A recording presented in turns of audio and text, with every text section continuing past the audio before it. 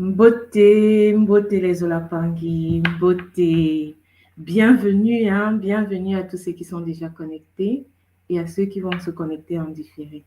Mbote à vous, au nom de la source divine unique, nous vous disons Matondo pour votre présence. Matondo d'être là avec nous pour notre émission quotidienne, notre émission hebdomadaire, disons, sur les flammes. Car aujourd'hui, nous allons suivre, nous allons écouter l'enseignement sur la troisième flamme. Et aujourd'hui, sur le plateau avec moi, Papa Blaise, Papa Nga Blaise. Mbote à toi, Papa. Mbote à Massimo, mbote à tous. Nous allons donc, comme le dit Maman Simo, commencer cette session d'aujourd'hui avec la flamme jaune. Alors, après avoir bénéficié des douceurs, des profondeurs, de la magnifique puissance douce et puissante de la flamme orange, nous allons cette semaine rentrer dans les mystères de la flamme jaune.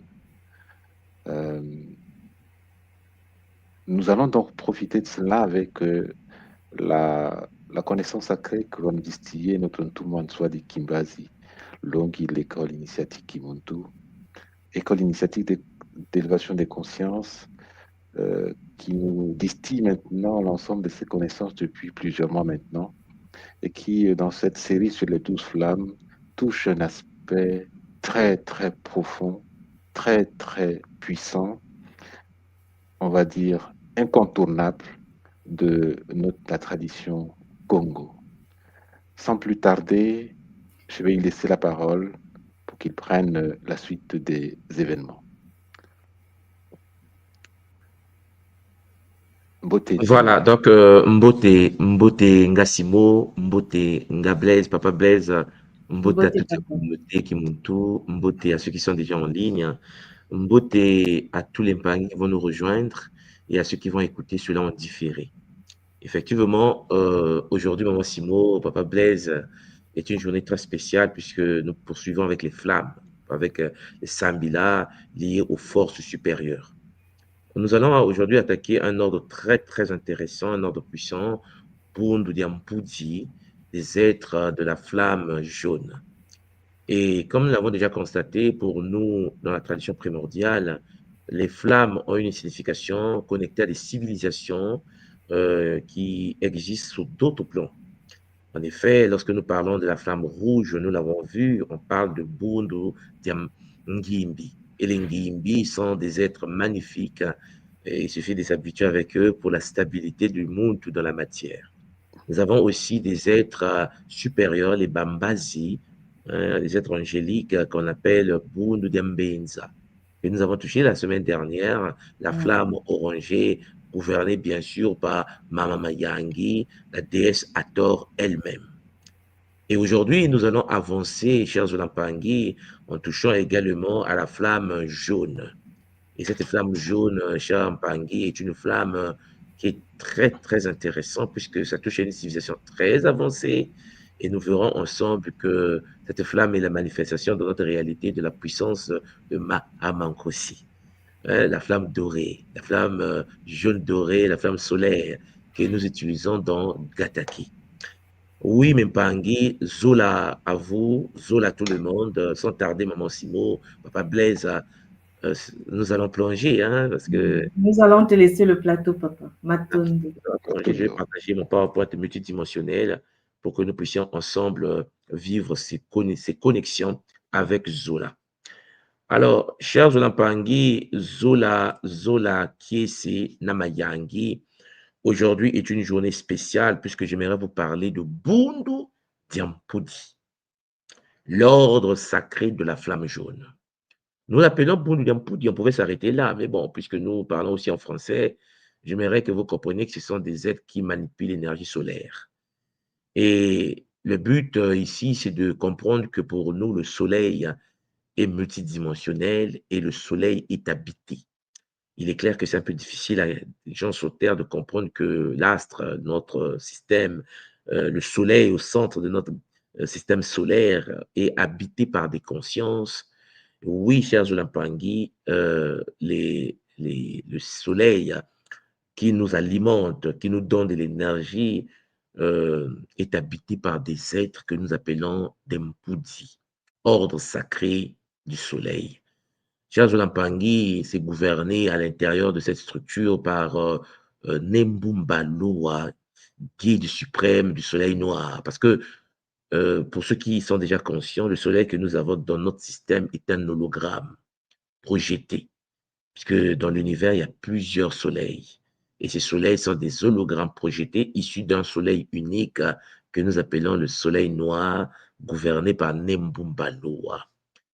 Et notre soleil à nous dégage, notre hologramme dégage une fréquence donnée. Pour ceux qui ont déjà eu accès aux enseignements de l'école Kimuntu concernant Charles Zolampangui, Nkosi révélé, où je vous parlais carrément, Charles Zolampangui, de ce qu'est Nkosi vu par le prisme de l'école Kimuntu, vous comprenez que Nkosi est en relation directe avec les tempêtes du soleil.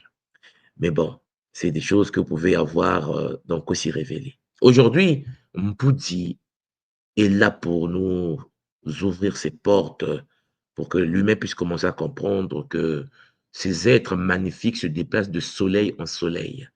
Ce sont des êtres qui vivent dans l'univers solaire. Leur technologie est très avancée. Ils ont la possibilité de se déplacer, Champangui, par des vortex, des singini, mais à travers des soleils. Il n'y a pas qu'un soleil dans notre galaxie, il y a plusieurs soleils. Il y a plus de 8 soleils déjà répertoriés seulement dans la Voie lactée. Je pense que vous comprenez que notre système solaire n'est qu'un système parmi d'autres systèmes solaires. Il y en a d'autres. Et je ne suis pas en train de vous dire qu'il y a d'autres planètes habitées. Je vous dis tout simplement, déjà pour commencer, le Soleil est habité. Et depuis la nuit des temps, au sein du Soleil, il existe des êtres qu'on appelle les Simbidialoa, les génies du Soleil. Et les Congos, dans leur bonheur, dans leur connexion, ont pu avoir la possibilité de se connecter aux énergies solaires, l'énergie du soleil. Alors, aujourd'hui, mon but ici, c'est de vous présenter ces êtres qui font le bonheur de notre tradition, des êtres qui magnifient, qui manient l'énergie dorée de l'or, la peau des dieux, hein, la flamme jaune dorée, qui est une énergie solaire, l'énergie du plexus solaire. Et c'est l'énergie qui nous permet d'activer la volonté juste, la paix, l'équilibre émotionnel. Vous voyez que le monde qui vient sur la Terre est connecté à cette fréquence. Et les guides de la flamme jaune, une fois invités dans la vie d'un être humain, lui permet d'accéder à la volonté juste. Un Muntu qui est connecté à l'énergie de Mpudi ne peut pas procrastiner. Et c'est un être dynamique, un être en mouvement, un être capable de transformer la vie, sa vie, la vie des autres autour de lui. Voilà pourquoi dans la tradition Congo, Bundu Diampudi, Charles Lampangi, signifie ordre des forces de stabilité. Oui, le mot Mpu que vous voyez ici est un mot Congo dans la langue Kikongo qui renvoie à la couronne. Mpu veut dire couronne. Mpu veut dire chapeau. Mpu Adi. En fait, le Adi, le dit que vous voyez, c'est le Adi, la conscience Congo de la lumière. Mpu Adi, le Mpu dit, dans sa forme contractée, nous renvoie en effet à la couronne qui enfante, qui dégage l'énergie solaire, qui dégage la lumière, qui dégage la conscience de la lumière. Donc, en effet, chers Olampangi, lorsque vous cernez cela, vous comprenez que les êtres du Ntango portent des courants de lumière au niveau de leur tête. Voilà pourquoi j'ai aimé cette image que vous voyez devant vous. Ils ont des couronnes de lumière, des couronnes qui dégagent de la lumière dorée, du jaune doré. Bon, leur fonction principale, c'est la stabilité. Comme je vous l'ai déjà dit, la force, chers Olampangi, la volonté juste, la paix intérieure, l'équilibre émotionnel. Ces êtres sont dans notre univers avant notre incarnation, avant que nous puissions venir sur cette planète, avant que nous puissions nous manifester sur Mamantoto. Et n'oubliez pas que nous avons toujours été en contact avec eux, puisque c'est eux qui permettent, avec leur technologie, la germination, leur technologie, la vie sur la Terre. Donc, ils conservent la vie sur la Terre, sont des gardiens de la vie sur la Terre et surtout l'équilibre de nos émotions, puisque, comme vous savez, nous avons un corps particulier qu'on appelle le corps astral, qui, en effet, a pour fonction, chers Olampangi, de pouvoir nous permettre d'être des êtres dotés du sang du Menga qui renferme l'univers émotionnel. Nous l'avons vu pour ceux qui ont déjà vu la webconférence que je vous avais donnée sur Menga. Alors, ils assistent les humains à manifester leurs intentions. En effet, le pouvoir de la manifestation, le pouvoir de la pensée en harmonie avec Mamoandomi n'est possible que lorsque le monde tout est branché à l'univers solaire, à l'univers du soleil, Ntangu, et aux habitants de cette réalité, de cette planète multidimensionnelle. Alors, vous comprenez pourquoi les anciens, en effet, avaient mis le soleil au centre de leur réalité, puisque pour nous, le soleil est habité comme nous habitons la Terre.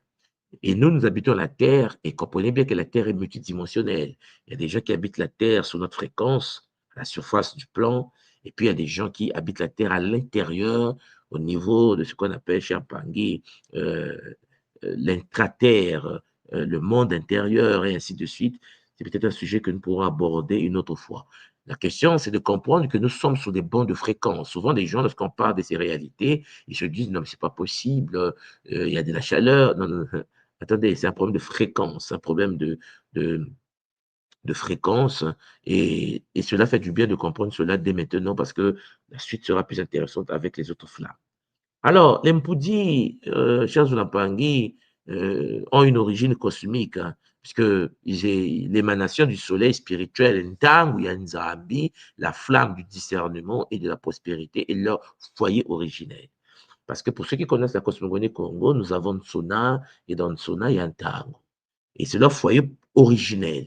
Et ces consciences résident dans la sphère de Mbumba Mpudi, c'est-à-dire le cercle de l'équilibre Mbumba Mpudi, qui permet en effet à la Terre de pouvoir fonctionner, de pouvoir vivre, de pouvoir dégager cette énergie vitale. Et n'oubliez pas que Mbumba Lua, Charles Lampangi, est le maître suprême de cette structure de la planète, de cette structure énergétique multidimensionnelle. Alors, ces consciences, Charles Lampangi, les Mpudi, canalisent l'énergie solaire dorée du centre galactique de notre galaxie vers les âmes incarnées. C'est eux qui permettent à la vie de pouvoir exister, que ce soit sur Mercure, que ce soit sur Vénus, Rangia, Kavita, que ce soit sur des différents Pinanza, comme nous disons à travers le Kintuni de l'école Kimuntu. Alors, Charles Lampangi, vous comprenez donc avec bonheur que nous avons autour de nous, juste à côté, une civilisation plus avancée que la nôtre, cher Jean Pangui, que nous pouvons côtoyer volontairement si nous voulons, puisqu'en effet, ces êtres viennent sur la Terre, ces êtres se connectent à la Terre, ces êtres se présentent sur la Terre sous forme des êtres de feu. Souvent, ils prennent la forme humanoïde, mais ils sont très avancés, très développés, avec beaucoup d'amour, l'ordre sacré de Mpudi, Bundu Mpudi. Bon. Alors, mes Pangui, ils ont une fonction principale. Leur fonction à eux, c'est d'équilibrer les émotions et dynamiser la réussite. Le Muntu est sur la Terre pour passer des épreuves. Nous sommes sur une planète école. Ce qui veut dire que le Muntu qui est sur la Terre est là pour passer les épreuves. Et pour qu'il passe les épreuves, il a besoin d'énergie. Nous sommes dans des véhicules biologiques holographiques connectés, Jean Pangui, à la structure de ce qu'on appelle le Kintangoulou, le plan manifesté. Il est clair que le monde sur ce plan a besoin, en effet, avec puissance, de l'énergie. Et l'énergie vient, en effet, des Mpudi. Les Mpudi, chers Jean Pangui, sont ceux-là même qui nous permettent de pouvoir être dans la joie, dans le bonheur, dans l'allégresse, dans la paix de l'âme et la paix dans l'âme. Voilà pourquoi sur la terre, ceux qui n'ont pas une connexion étroite à l'ordre des Mpudi ont souvent tendance à manifester un comportement toxique de haine, de jalousie, de tristesse, de méchanceté, de froideur astrale. Oui, chers Olampangui, on reconnaît un arbre par ses fruits, par ses agissements. Le comportement que l'on peut dégager, la manière de fonctionner sur la terre, peut nous inciter à comprendre quelle est la relation entre l'être incarné et puis l'ordre sacré de Mpudi. Je précise en passant que les Mpudi sont connectés au corps humain à travers le troisième moello, nous allons voir cela, le troisième chakra, et c'est à travers le chakra solaire que nous sommes connectés à leur réalité. Il suffit de comprendre comment se passe le déplacement des consciences à travers les bimoello, à travers les chakras, pour cerner comment l'être humain, incarné dans l'Inza, a la possibilité de faire un tour sur le plan des Mpudi, de côtoyer les Mpudi. Pour ceux qui sont initiés à Gataki, je pense que vous voyez comment, à travers l'initiation, la fusion en Bahaou nous a permis d'accéder à l'univers d'Mpudi et de pouvoir contempler la puissance de ces êtres supérieurs au sein de la réalité. Alors, l'Mpudi, Bundu Mpudi, ordre sacré, Champangui, de la stabilité, de la gestion émotionnelle, de la dynamique, de la réussite, régule les vibrations du plexus solaire. C'est eux, lorsque vous êtes connecté à eux, lorsque vous savez comment se brancher à eux, qui en effet régulent l'énergie du plexus solaire. La colère est régulée par eux, la peur est régulée par eux, le doute est régulé. C'est-à-dire que lorsque un Muntu n'est pas connecté au Mpudi, automatiquement, cher Zolampangi, le Muntu manifeste certaines formes de frustration colérique, certaines formes de jalousie, de peur et le doute sur ses propres expériences vécues. Oui, Champangui, être branché à l'univers d'Mpudi nous sécurise contre nos propres doutes, nos propres peurs, la colère qui peut se manifester dans notre plan d'existence. Ces êtres supérieurs qu'on appelle les Mpudi insufflent la chance.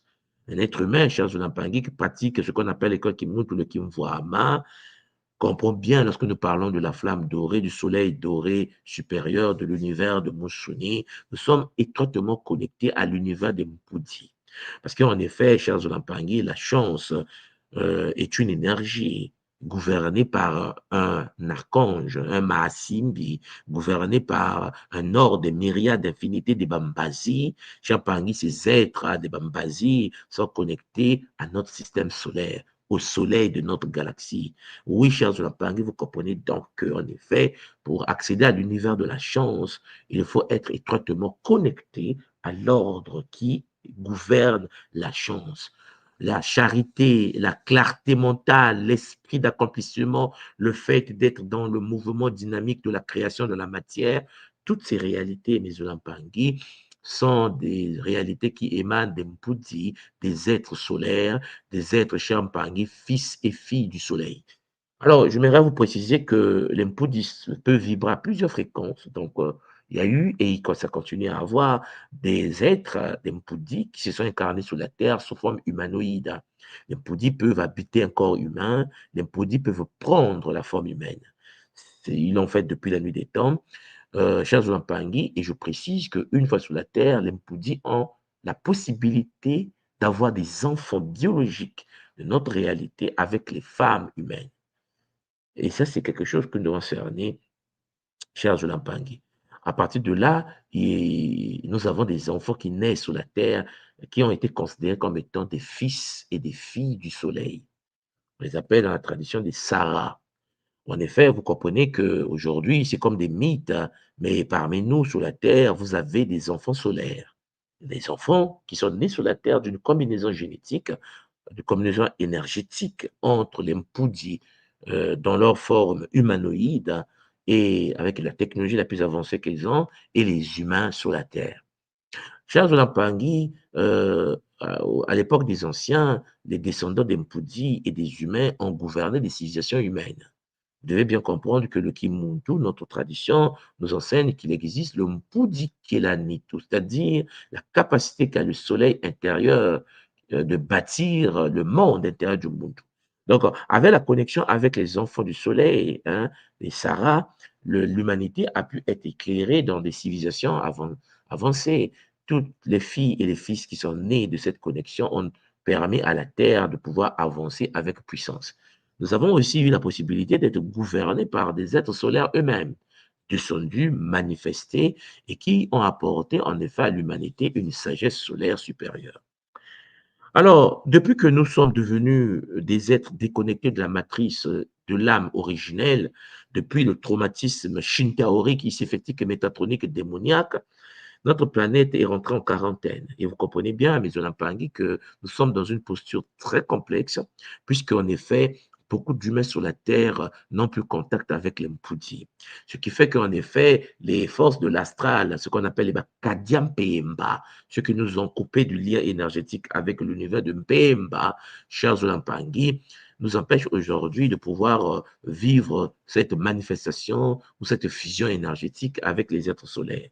Le Kimuntu est une tradition fondée sur la sagesse ancestrale Congo, mais qui puise ses énergies dans les traditions plus anciennes, chers Olampangui, des civilisations antédiluviennes. Mais il est clair de comprendre que lorsque nous sommes dans le Kimuntu, le but de notre tradition est la transformation de l'être humain actuel au Muntu. C'est-à-dire, il faut Muntu Diamona, un être nouveau, un être solaire. C'est pour cela que nous pratiquons le culte Champangui de Nembumba Loa à travers le Kinkoko, la tradition Congo de l'école Kimuntu. Vous comprenez en effet que lorsque l'être humain fonctionne dans le Nza et que l'être humain est né à travers la matrice féminine avec une distorsion génétique, nous avons besoin des généticiens solaires, des généticiens de l'univers solaire, des Mpudi, des êtres capables de pouvoir réguler notre structure énergétique, notre structure génétique, de pouvoir guérir nos blessures intérieures avec une technologie plus avancée que nous n'avons pas encore accès sur la Terre. Qu'on a eu accès dans le passé, mais puisque l'Égypte a été phagocytée, le Soudan a été phagocyté, l'Éthiopie des anciens, en effet, la tradition Congo primordiale a été brisée, alors vous comprenez que la technologie avait été retirée de parmi les hommes, mais nous sommes en effet conscients que notre génération et la génération après nous va vivre au même moment que le monde est en train de se fissurer, l'avènement d'une civilisation nouvelle fondée sur les êtres nouveaux, les Bantu Diamona, et ces êtres seront capables, à travers la communication supraluminique avec les êtres du soleil, de pouvoir fonctionner. Il est clair que pour comprendre ce que je suis en train de vous dire, il faut faire un tabula rasa. Il faut éviter de penser avec les repères du système astral, notre éducation que nous avons reçue dans ce monde. Et il faut être capable de pouvoir vibrer à la fréquence de la tradition Congo, fondée sur les valeurs sacrées du Bumuntu. Alors, Mpangi, vous comprenez donc qu'il existe à travers la tradition Congo les 7 flammes Congo de l'arc-en-ciel de Nzambi. La tradition Congo nous enseigne à travers le Kimuntu que Nzambi est une connexion entre le Nza, l'univers manifesté, ce que nous appelons le Ntseke, et le Mbi, qui est la flamme noire qui alimente cette réalité, qui a donné naissance, une fois interconnecté au Nza, à une conscience que nous appelons Nzambi, pour ne pas dire à Congo. Chers Olampangi, la flamme jaune est la troisième, donc le spectre sacré après la flamme rouge, la vie, après l'oranger, l'amour, le Zola, le fameux Hara. Et vous savez que la flamme jaune représente la connaissance incarnée dans l'action juste. C'est la flamme de la chance. Celui qui est en jaune attire la vie, attire la chance par le pouvoir de la pensée créatrice, bien sûr. Et donc, elle prépare à la flamme verte de Bundu Diamakaba que nous allons toucher la semaine prochaine. Il est clair donc, Charles de Lampangui, vivre sur la terre demande une certaine forme de chance, on est d'accord. Vivre sur la terre ne demande pas que tu sois seulement intelligent, que tu sois seulement né dans une famille riche. Non, non, non. Cher Pangui, tout sur la terre dépend d'Mpudi. C'est-à-dire qu'en effet, la chance. Vous avez dit, mais la chance, mais si tu n'es pas chanceux, si tu n'es pas chanceux, tu peux être intelligent comme tu veux, tu peux être brillant comme tu veux, tu peux être déterminé comme tu veux, quand tu n'as pas l'impoudi autour de toi. Cher Jonathan Pangui, combien de personnes que nous connaissons qui, en effet, manifestent une certaine forme d'intelligence, mais qui vivent des malheurs, mais des malheurs graves, des maladies graves, les problèmes de déficit financier, les problèmes de divorce avec son homme, sa femme, les problèmes de perte. En fait, il y a malchance. L'absence d'Empoudi se manifeste dans la vie du monde sous forme de malchance. Alors, Champagny, regardez bien le monde. Il y a des malchanceux. Il y a des gens malchanceux. Oui, dans toutes les traditions, dans toutes les civilisations, dans tous les pays, il y a des malchanceux. Et parfois, on se dit, mais oui, mais pourquoi ça marche pas pourquoi ça marche pour lui? Non, attention. Tu peux être brillant, déterminé, mais tu es malchanceux. Ce que tu touches ne réussit pas. Mais il y a des gens qui ont la main verte. C'est ça qu'on dit, n'est-ce pas? Il y a des gens qui ont la main verte. Pour avoir la main verte, il faut être en relation avec les Makaba. Mais pour se connecter aux Makaba, il faut la bénédiction d'Empudi. L'univers est organisé d'une certaine manière. La façon qui Muntu veut que nous comprenions que Bunu Diampudi, la couronne qui dégage l'énergie sacrée de la lumière, la conscience suprême de la lumière, Mpudi, nous permet en fait de cerner cela.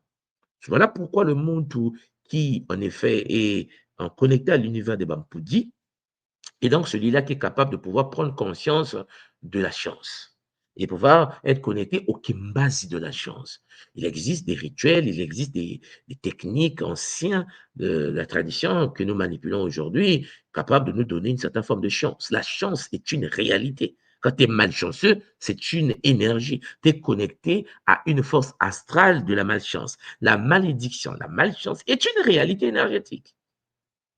Voilà pourquoi vous constatez que nous sommes nés sur le continent africain. Nous sommes à quoi 1 milliard et quelques de personnes sur le continent africain. Nous n'avons pas tous la même chance. Nous sommes nés dans le monde occidental, nous sommes en Occident, nous sommes au Japon, en France, en Angleterre, en Italie, au Canada.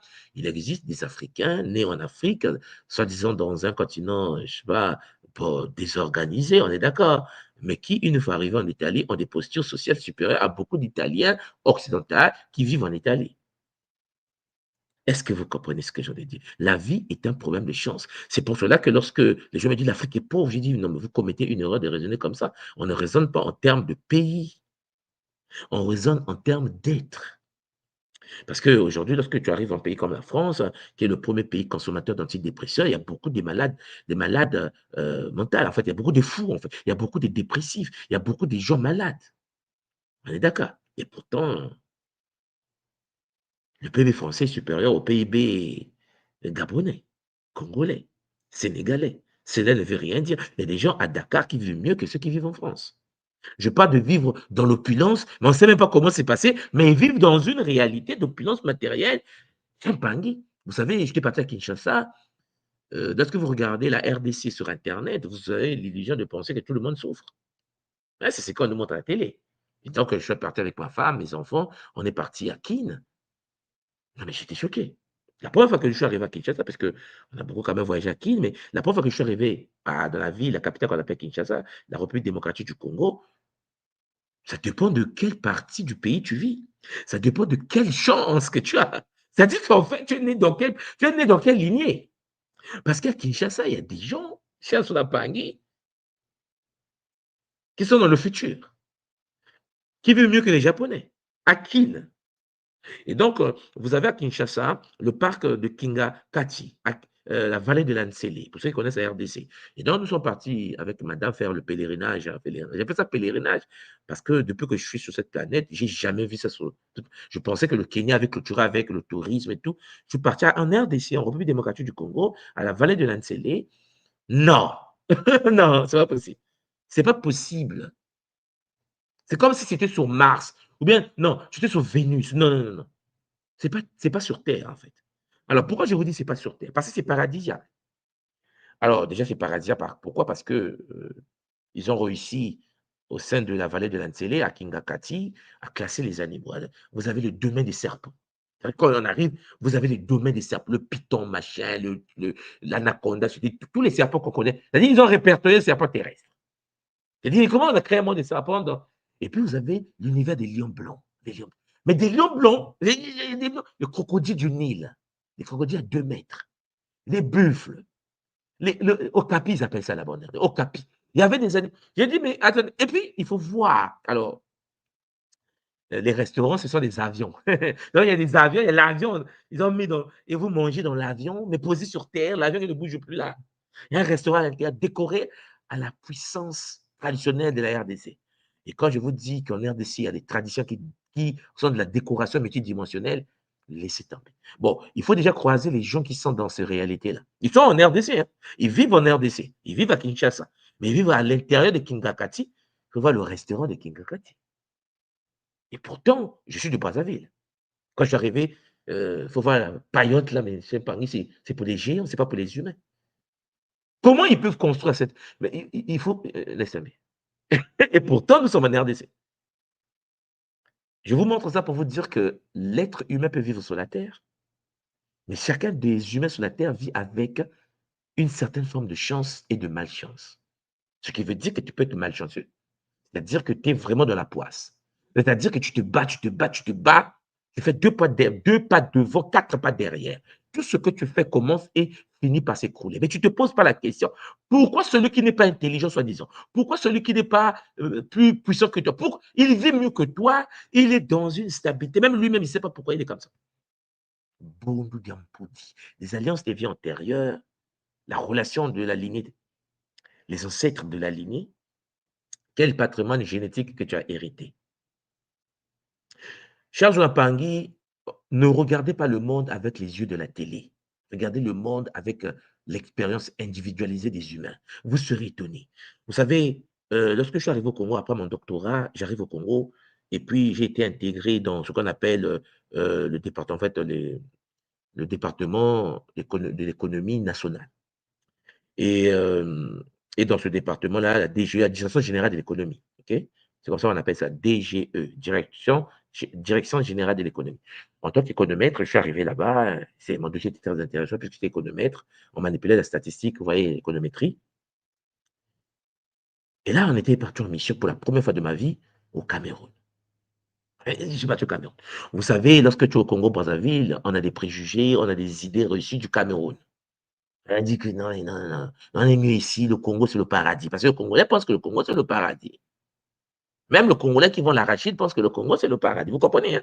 Et donc, en effet, j'arrive au Cameroun avec mes yeux qui ne voient pas le global, qui voient d'abord l'individualiste, c'est-à-dire que le micro. Tu dois aller du fractal micro vers le macro. Tu ne peux pas analyser une situation de manière globale, c'est de la bêtise humaine. Parce que dans cette réalité, il y a des humains. Et dans les humains, il y a les maudits et les non-maudits. Il y a les chanceux et les non-chanceux. Il y a ceux qui sont connectés à l'univers de Mpoudi, il y a ceux qui sont connectés à l'univers de Kadiam Pemba. En effet, quand tu arrives dans un pays, tu ne peux pas dire, oui, le pays. Non, ça, c'est une vision des êtres voûtés.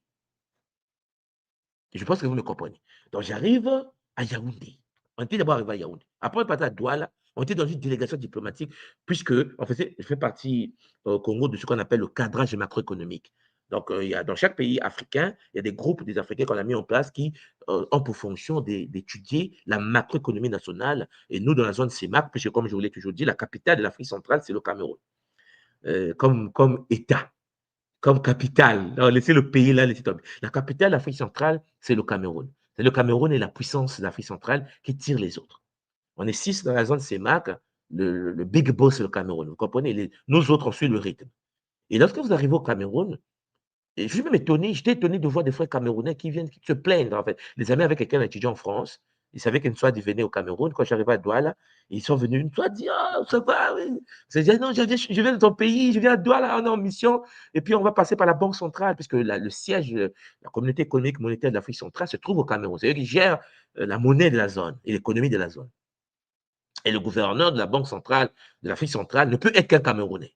Et le deuxième, le vice-gouverneur, ne peut être qu'un Congolais de chez moi. En fait, c'est l'histoire, hein, c'est plus compliqué que ça, mais c'est eux qui ont créé leurs choses. Bon, alors, ce qui se passe, c'est quoi? C'est que quand tu arrives au Cameroun, excusez-moi, j'étais agréablement surpris de constater, parce qu'on n'était pas dans les quartiers, n'importe où, n'importe comment, parce qu'on est des étrangers qui viennent dans le cadre diplomatique pour des conférences au niveau de la Banque centrale. Donc, on nous a logés dans des milieux, mais je pensais que j'étais à New York.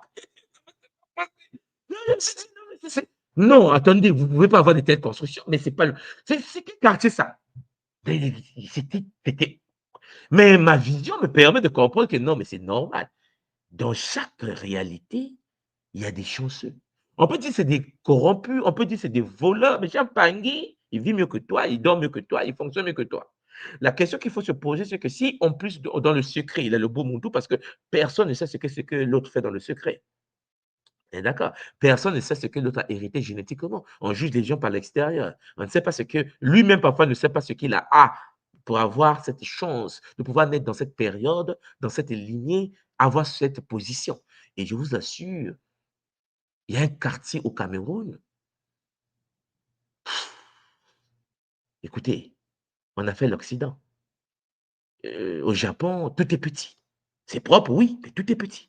Au Cameroun, dans cette partie-là, tout est grand, tout est joli, tout est sondé. En effet, même la beauté humaine est différente. En fait, je te dis, mais ça dépend donc d'un Mpoudi, là. Vous comprenez ce que je veux dire? C'est-à-dire qu'en effet, lorsque toi, tu te plains que ça ne marche pas dans ta vie, il faut bien te dire, tu es connecté à quoi ou à qui ou à quelle force. Il ne faut pas généraliser ta vie à la vie des autres. C'est ce que je suis en train de vouloir vous dire. Et tu passes ton temps à vouloir convoiter la vie de l'autre. Tu as oublié que tu dois d'abord purifier ton aura pour être connecté aux êtres du soleil. Parce que les Mpoudis sont à notre disposition depuis des millénaires. Il est clair que lorsque tu arrives dans les pays, cher Zolampangui, je suis parti à Abidjan. Quand tu arrives en Côte d'Ivoire, en fait, ce qui est triste, c'est les regards des yeux des gens sur leur propre réalité. Parce que chacun de nous vit dans sa bulle. J'ai quitté Brazza. Quand je suis arrivé à Abidjan, je pensais que Brazzaville était un village. Vous comprenez ce que je veux dire? Et pourtant, quand je suis arrivé à Abidjan, il y a des frères ivoiriens qui me disent non, moi, je vais partir, je vais quitter le pays, la crise. En fait, je les regarde et je dis mais en fait, c'est le monde. Il y a toujours des insatiables dans la vie. Mais la Côte d'Ivoire, et puis il y a des frères avec lesquels je fonctionnais en Côte d'Ivoire quand j'étais à Abidjan. Ils t'expliquent la réalité du pays, la guerre de Côte d'Ivoire, avant comment c'était, et puis t'expliquent ce qui se passe en ce moment. Mais les Ivoiriens sont des bâtisseurs. Les Ivoiriens sont des bâtisseurs. Je circulais dans les rues d'Abidjan, on est parti jusqu'à Yopougon. J'ai dit, je veux voir Yopougon que j'entends dans les chansons. J'ai dit, allez voir Yopougon. En fait, vous ne pouvez pas imaginer, il y avait la construction, à l'époque quand j'étais à Abidjan, en Côte d'Ivoire, il y avait des constructions partout. Je me suis dit, mais dans 20 ans, dans 30 ans, si ce pays continue comme ça, tout le monde sera à Abidjan. C'est magnifique. Et pourtant, ceux qui vivent sur le terrain se plaignent. Hein. Ceux qui vivent sur le terrain. Déjà, je vivais en Côte d'Ivoire, et en Côte d'Ivoire, ils ont un système que nous, on n'a pas à Brazza. Ils ont un système de camp. Comment on appelle ça déjà? C'est-à-dire que vous avez un quartier, mais un quartier encerclé avec un mur. Mais dedans, il y a des maisons de malades, des gens puissants. Ils vivent dedans. C'est-à-dire que c'est comme si c'est une autre planète sur le territoire national. Vous me comprenez? Et là, quand je suis arrivé, j'ai vu des territoires comme ça. c'est la même chose qu'on a vu en Éthiopie. Les Éthiopiens aussi font ça. C'est magnifique. Et d'autres, des civilisations où tu dis, oui, moi je souffre. Non, non, non, non. Le pays va mal, les gens souffrent. Non, non, non, faut pas dire ça. Cette manière de réfléchir, cette manière de raisonner est une anomalie. Tu ne peux pas prendre ton malheur et penser que tout le monde vit comme ça. Il y a des Camerounais en Allemagne. Tous les Camerounais en Allemagne ne sont pas des déchets. Tous les Camerounais au Canada ne sont pas des déchets. Tous les Congolais en France ne sont pas des déchets. Vous comprenez? Ce qui veut dire que lorsque tu regardes ton existence, la pauvreté, la misère, la souffrance que tu vois autour de toi est dans ton œil également. Parce que cher Zolampangi, quand tu arrives, quand j'étais au Cameroun et que tu vois les montagnes, tu vois des vallées, tu vois la forêt, mais c'est paradisiaque. Personne ne t'interdit de pouvoir avoir ton ranch. C'est pour ça que moi, quand je suis arrivé au Congo chez moi, je me suis dit, je vais avoir une ranch à moi. C'est-à-dire, j'ai vu des ranches dans des haciendas en Amérique latine. Je vais pour moi au Congo. Tu fais ce que tu veux. Tu construis au village chez toi une maison, tu mets je suis sur mon cheval. On va dire que non, mais oui, la souffrance. J'ai dit, c'est pas ton problème. Et toi, tu penses que tu souffres. Je suis sur mon cheval dans mon ranch, je suis en train de vérifier mes plantations. Hein, mes bottes. Il faut voir où vous avez les bottes. Voilà, je mets les bottes. C'est compliqué. Tu es dans les plantations, tu regardes les maïs qui poussent au Congo. Il pleut 9 mois sur 12. Il y a des gens qui se plaignent. Il y a des gens qui se plaignent là où il pleut 9 mois sur 12. Je dis, vous n'avez rien compris. Vous n'avez jamais été dans le Sahel. Vous voyez, c'est un problème de chance. La vie est un problème de chance, pas d'intelligence. Mais la chance, ça se crée. La chance, ça s'active. La chance, c'est l'univers d'Empudi. Je pense que vous me cernez. Je veux que vous compreniez qu'en effet, si vous regardez que les choses ne marchent pas, c'est parce que vous ne marchez pas convenablement avec les ordres supérieurs. C'est-à-dire que votre réalité à vous de désert, de souffrance, de misère est due à vous. Mais si vous avez un œil différent, vous serez étonné que dans le même monde, Champagne, excusez-moi, il y a des gens qui sont dans l'opulence dans tous les pays du monde. Vous avez dit, oui, la majorité souffre. C'est ça, la chance. C'est ce que j'essaie de vous dire. Parce que nous-mêmes, moi qui vous parle, je suis né dans une famille ultra, ultra pauvre. Je fais le monde aujourd'hui. On appelle ça la chance. C'est-à-dire que les gens me disent, mais pour moi, toi, tu voyages beaucoup. J'ai dit, c'est la chance. Ils me disent, ça veut dire quoi encore ça? J'ai dit, ça me dépasse moi-même. Vous pensez qu'en effet, ceux qui ne voyagent pas, ou ceux qui ne se sortent pas, ou ceux qui sont dans la misère, veulent être dans la misère. Ils se battent. La chance, c'est un pangui, existe. La chance que ce jour-là, Charles Lampangué, tu dois être à cette position-là pour croiser la personne là. Ouais, c'est la chance. La chance que Champangui, le monsieur, le big boss te regarde et en te regardant, il te trouve intéressant. T'es qui? T'es qu'un humain. Il dit non, c'est cette femme, ce monsieur, je l'aime bien, je l'aime bien. Je l'aime bien. Le monsieur est millionnaire ou milliardaire. En France, c'est il te trouve intéressant. Il peut aussi te mais ce petit, je le déteste. Je ne sais pas pourquoi je ne l'aime pas. Vous avez jamais constaté que tu rentres dans un supermarché, tu croises une personne, vos regards se croisent, mais tu ne l'aimes pas en fait. Tu sais pas pourquoi je ne l'aime pas. Je dis, mais attends, en fait, le mec là m'énerve. Pourquoi? Je ne sais pas, mais il m'énerve. La poisse existe. Ton énergie dégagée, tes guides astrales et sympathiques et métatroniques, fait que certaines personnes ne te regardent même pas. Ne rentrez donc pas dans les jugements des valeurs des gens. Comprenez bien que chaque personne vit une vie, sa vie, dans sa bulle, dans son monde. Ce qui veut dire, quand vous arrivez dans un pays, il ne faut pas réellement penser, regarder le monde avec les yeux au niveau national. Il n'y a aucun pays sur la terre, cher Jonathan Pangui, où tous les membres du pays sont bien. Ça n'existe pas.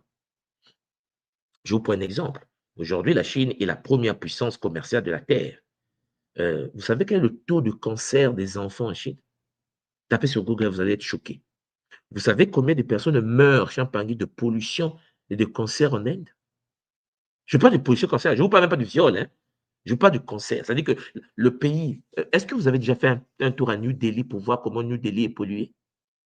Est-ce que vous savez que lorsque tu arrives à New Delhi, on nous fait porter des masques parce qu'en effet, tu peux revenir avec un cancer des poumons? Et pourtant, c'est la première puissance en informatique.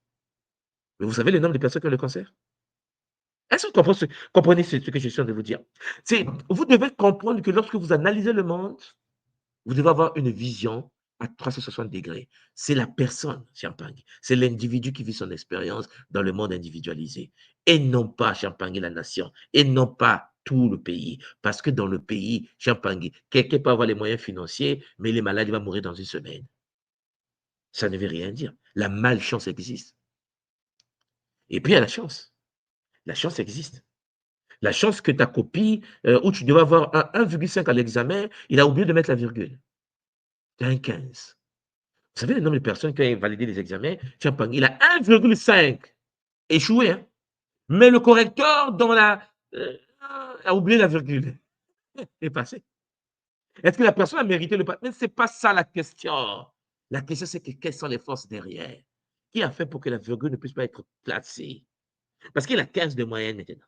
Au lieu de 1,5 de moyenne. Il a 15 de moyenne. Il est même majeur. Il a même la mention. Il gratte même la tête. Il dit comment je fais pour valider?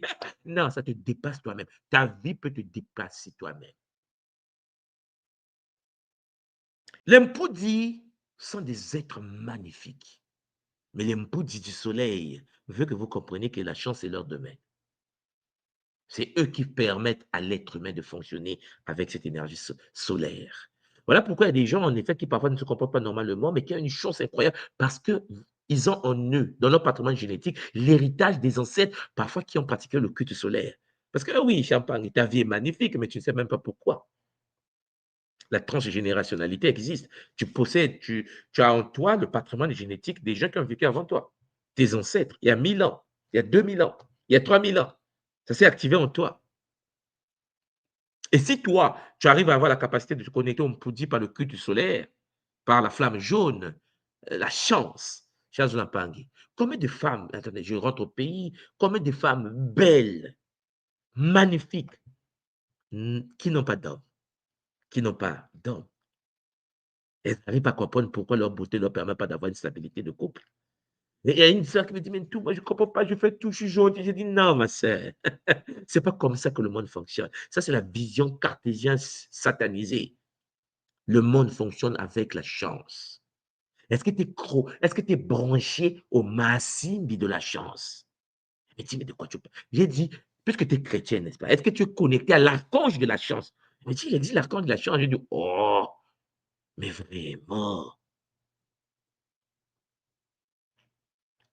Il faut bien cerner cela. C'est pour cela que j'aimerais que ce message soit compris de tous et de toutes. Qu'en effet, la vie est connectée à la flamme jaune. Ceux qui sont connectés à la flamme jaune de Mpudi ont accès à la chance. Et je vous assure, la chance existe. La malchance aussi existe. Où tu mets de l'argent dans un projet magnifique. Les gens gagnent, mais toi, tu échoues. Ça entraîne des frustrations, ça entraîne la colère, ça entraîne la jalousie, ça entraîne... Eh, mais tu es dans la poisse. Ce n'est pas la faute des autres. Si tu regardes l'Afrique et que tu regardes l'Afrique avec les yeux, ah, l'Afrique est pauvre, tu n'as encore rien compris. Je répète ça. Je répète, on est africain, je suis africain, né sur le continent, grandi sur le continent. Mais à un moment donné, lorsque tu es doigté par la chance, tu vas côtoyer notre Afrique. Tu as dit, non, comme le cas du Cameroun. Quand vous croisez, je ne sais pas si vous avez déjà croisé le gouverneur de la Banque centrale du Cameroun, c'est un demi-dieu. Il n'y a pas quelqu'un en Europe, depuis que nous existons, nous les Africains, on n'a jamais vu le monsieur camerounais là sur terre. Je vous assure. Quand tu arrives à Paris, tu trouves le ministre de l'économie français. Hein? Il est là avec sa petite voiture, avec 2 gardes de corps. Il est là avec sa petite maison arrondissement, je ne sais pas quoi, de Paris. Il vit sa vie, c'est le ministre de l'économie des fois. Vous avez déjà vu le gouverneur de la Banque centrale de l'Afrique centrale? Le gouverneur de la Banque centrale du Cameroun? Tiens, Pangui, on a visité des lieux. Hein? C'est là où je me suis dit, mais il y a des Camerounais qui vivent comme ça. Ouais, c'est le gouverneur. On ne blague pas avec. C'est un demi-dieu. Même le président négocie avec lui. Lui, c'est comme un extraterrestre. Mais c'est le Camerounais. Vous pensez que dans la tête de ce monsieur-là, il réfléchit, en fait, déficit bancaire. Non, Champagne. Et puis, il faut voir ses enfants. Pour ceux qui sont d'origine camerounaise, vous voyez de quoi je parle. Il faut voir ses enfants. J'étais étonné de constater qu'il y a des gens qui font Harvard. Vous savez, Harvard est l'une des meilleures universités du monde. Hein, l'université Harvard des États-Unis, où est passé Obama. Il y a des Camerounais, de la lignée, des boss qui font Harvard. Ouais. Harvard, Oxford, Cambridge. J'ai dit, attendez, les universités des maîtres. Mais en Afrique, il y a des maîtres. Il y a des gens qui ont été touchés par la grâce de la flamme jaune. Maintenant, le problème, c'est que il faut le Ubuntu pour continuer à conserver cela. Voilà pourquoi on s'est incarné. Parce que sans le Ubuntu, on va perdre cette énergie. Ne soyez donc pas complexés, ne raisonnez pas en termes de pays, raisonnez en termes de la vitalité. Quand tu arrives dans un pays comme la France ou tu arrives en Angleterre, la question, ce n'est pas de te poser la question, oui, l'Angleterre est-tu super? C'est pas comme ça qu'on va dire. La personne qui est devant toi, quel est son taux de vibration? Est-ce qu'il est touché par la chance ou pas?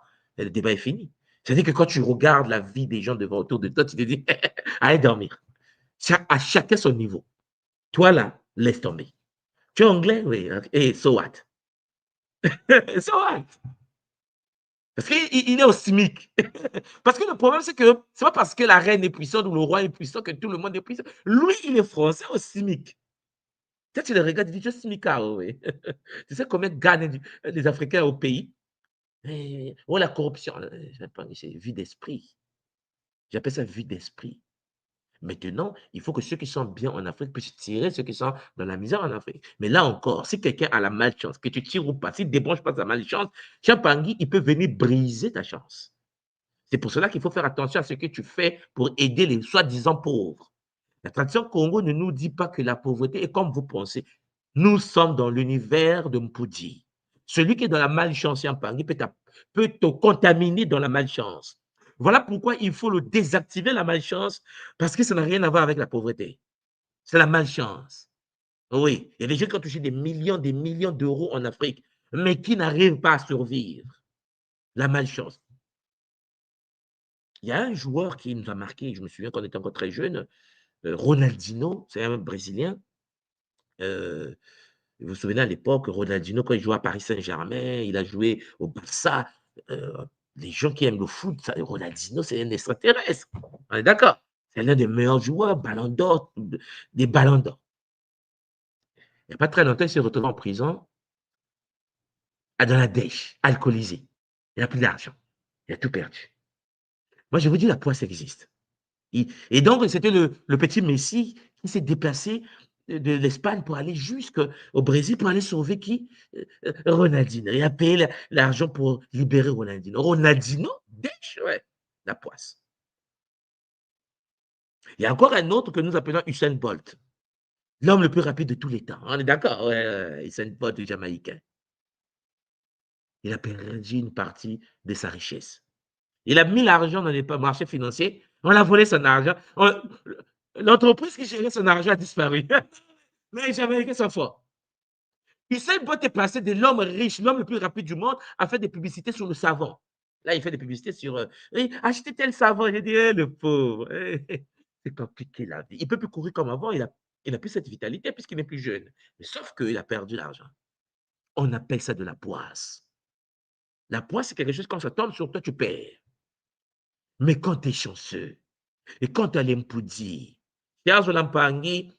tout marche. En fait, tu n'as pas besoin d'avoir un doctorat en physique nucléaire. Ça ne veut rien dire. Ce qui est important ici, c'est que quand tu fais quelque chose, ça marche. Quand tu investis, ça marche.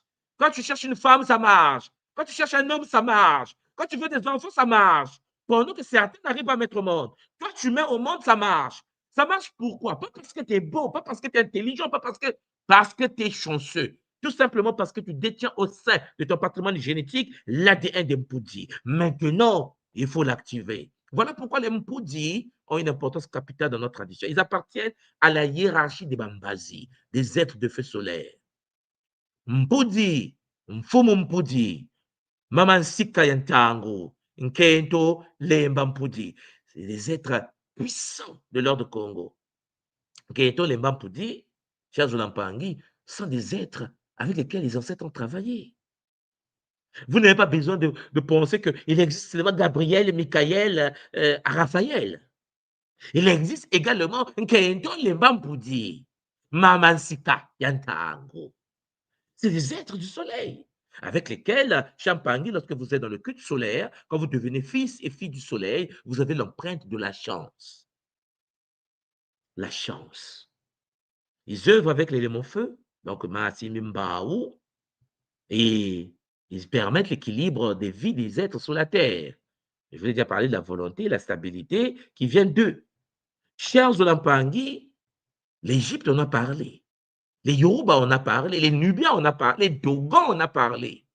L'Égypte a parlé. Je pense que vous savez Ra. Alors qu'on fait notre conférence, web conférence sur Kossi révélé, hein, le Ntangu Ra. Mais ça, ceux qui ont vu la conférence voient de quoi je parle. Vous avez Sekhmet, ce que nous appelons chez nous Kossi, et de l'univers d'Mpudi. La manifestation de la flamme divine unique à travers Mpudi fait que Nkosi est la big boss, la reine des reines. Elle incarne la lumière solaire de la puissance équilibrée. En Nubie, vous avez les Mondouli. Vous tapez Mondouli sur Internet, le fameux dieu solaire doré, c'est-à-dire, on parle de Ntangora, protecteur des rois nubiens. Les Yoruba ont un Orisha très puissant, Orumila. Vous tapez sur Google Orumila, vous allez voir, il y a des images, des livres, des documents, parce que les Nigériens ne déconnent pas avec le Nigeria.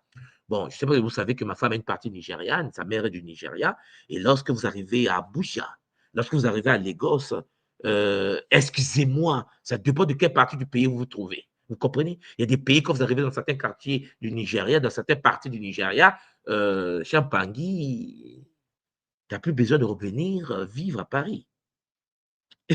Et les gens pratiquent, les Yoruba pratiquent le culte sacré des Orishas, c'est-à-dire Orumila. Quand vous connectez à la flamme jaune, l'esprit de la sagesse lumineuse, M. Champangui, le bonheur est au rendez-vous. Il faut voir comment fonctionne le Yoruba, il faut voir comment fonctionnent les Igbo du Nigeria et puis les Hausa du Nigeria. Pour ceux qui ne le savent pas, les Hausa, Charles Zolampangi, est la communauté la plus puissante du continent africain. Les Hausa, Charles Zolampangi, comme le père de ma femme, leur lignée à eux a donné naissance à quelqu'un qu'on appelle Dangote. Et Dangote est Hausa du Nigeria. Mais les Hausa sont jusqu'en Afrique centrale. Vous avez des peuples du Cameroun, d'Ampulo, qui, en effet, à un moment donné, a perdu beaucoup de milliards. Je pense que pour ceux qui suivent un peu les riches africains, Dampulo s'est épuisé. La chance. Quand la chance te lâche, même les moutons commencent à mourir. Et Papi Dampulo, qu'est-ce qui s'est passé? Papi Dampulo, vraiment, qu'est-ce qui s'est passé?